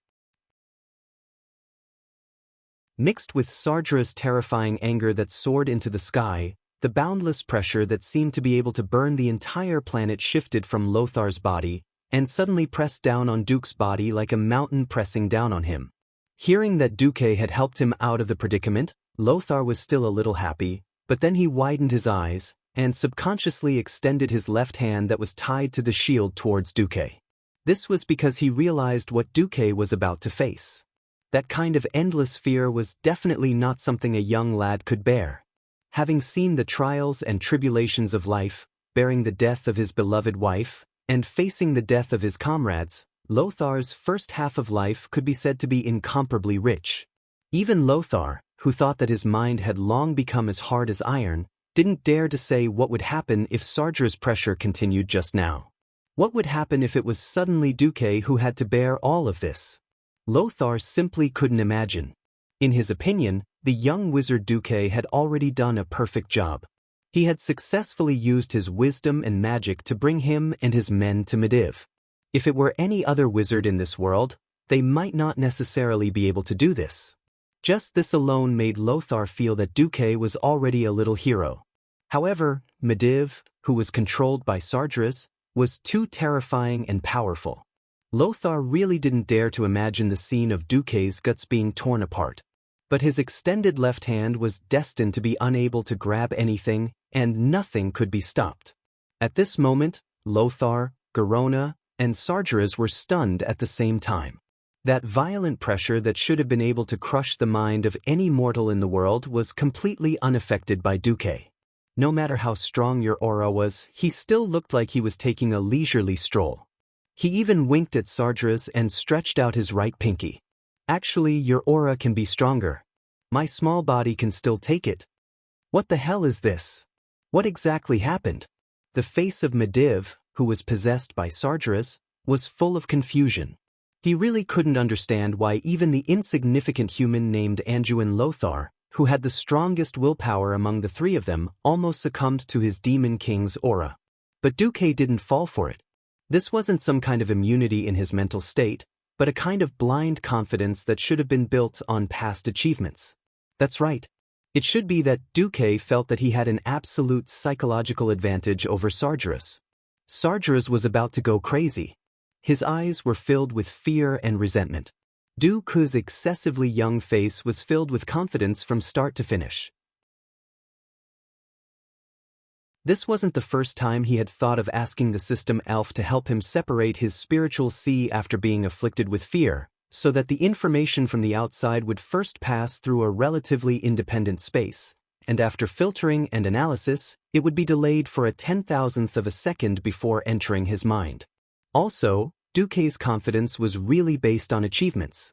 Duque muttered to himself in his heart, Am I supposed to tell you that back then, for the sake of equipment, I would go on with both the big and small accounts every week, and that I would take turns with your two subordinates, kill Jaden and Archimond, 100 times?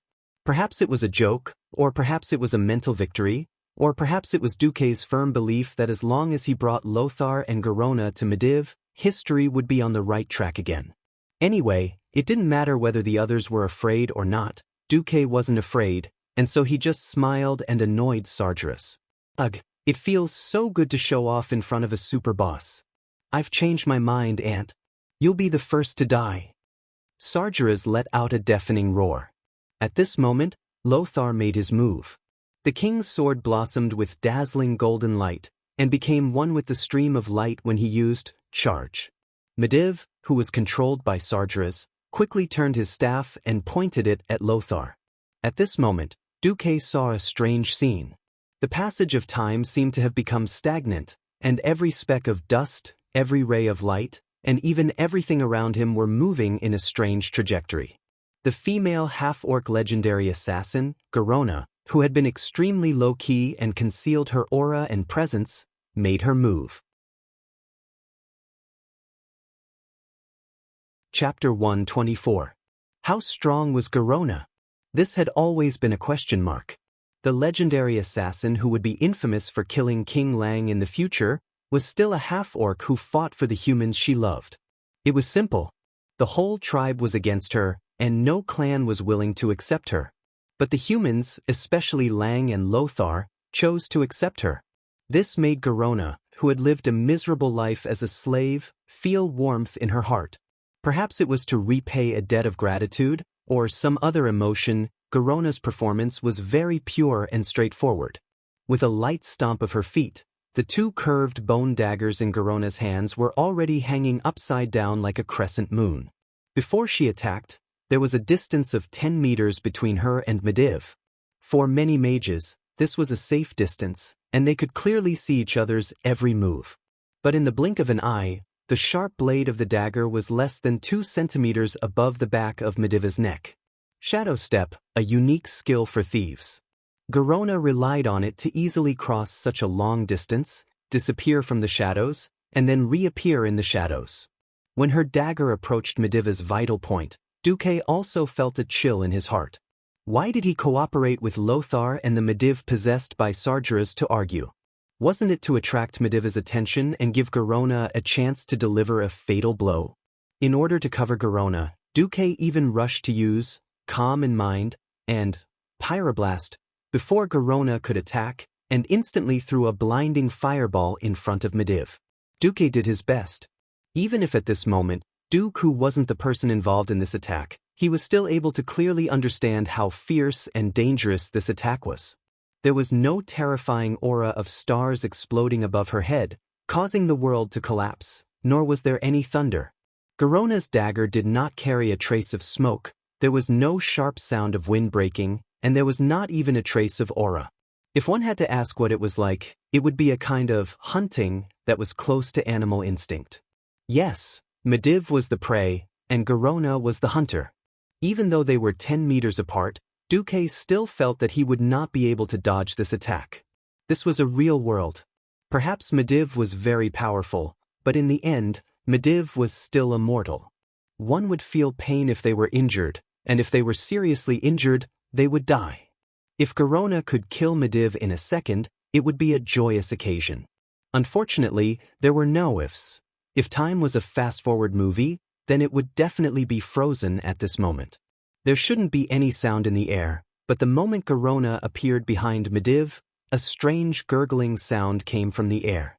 Duque, Lothar, and Garona discovered at the same time that the air in the workshop that was illuminated by the warm sunlight was frozen in less than 1/100th of a second.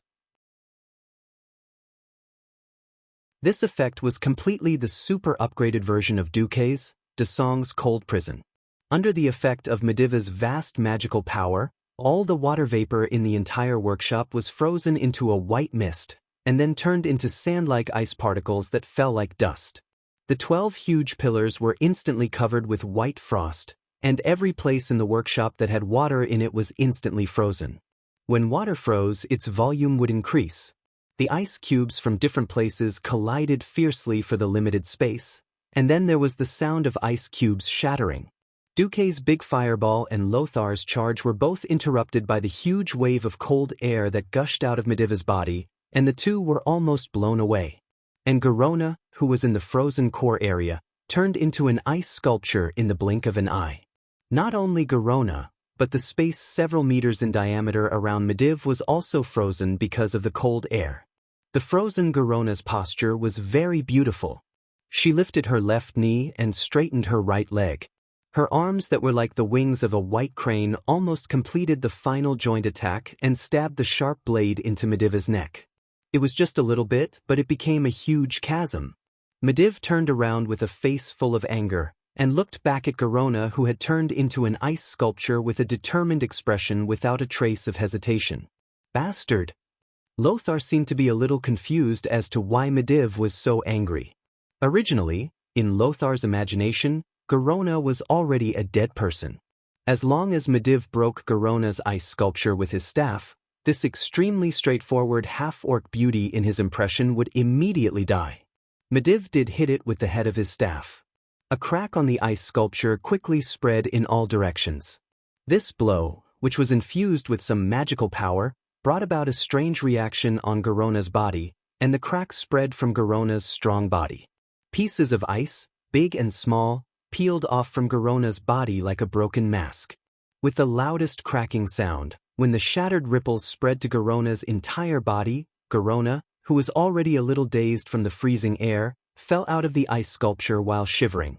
However, the moment she saw Medivh's face, Garona's face was filled with incomparable stubbornness. Medivh hit Garona. Yes, he hit her. He hit her with his fists. The dignified magic-level Medivh actually hit Garona in front of the dumbfounded Lothar and the imaginative Duque. You bitch! You actually want to kill me? With a punch, Garona's left face suddenly had a bruise. Because of the green skin of the orcs, this was actually not obvious.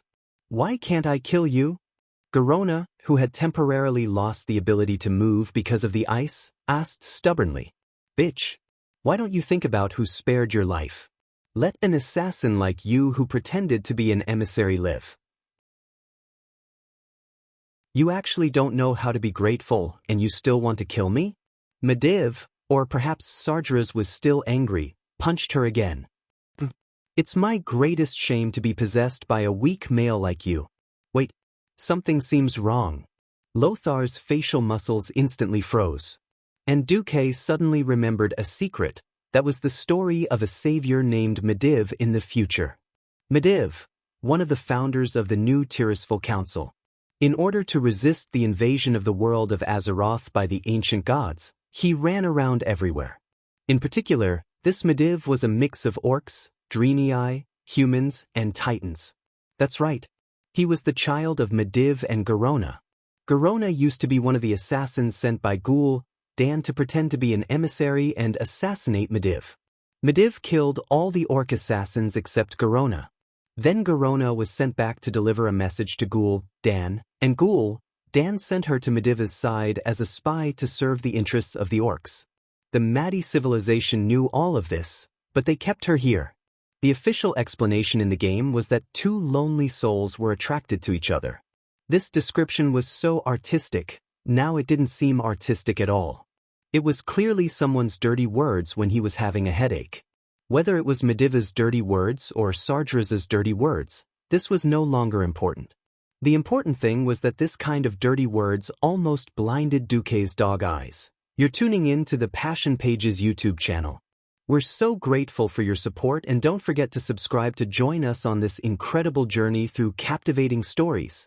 Your generosity through donations truly makes a world of difference, as it's the primary source of revenue that allows me to expand and enhance this channel for you. Thank you from the bottom of my heart for being a part of this adventure.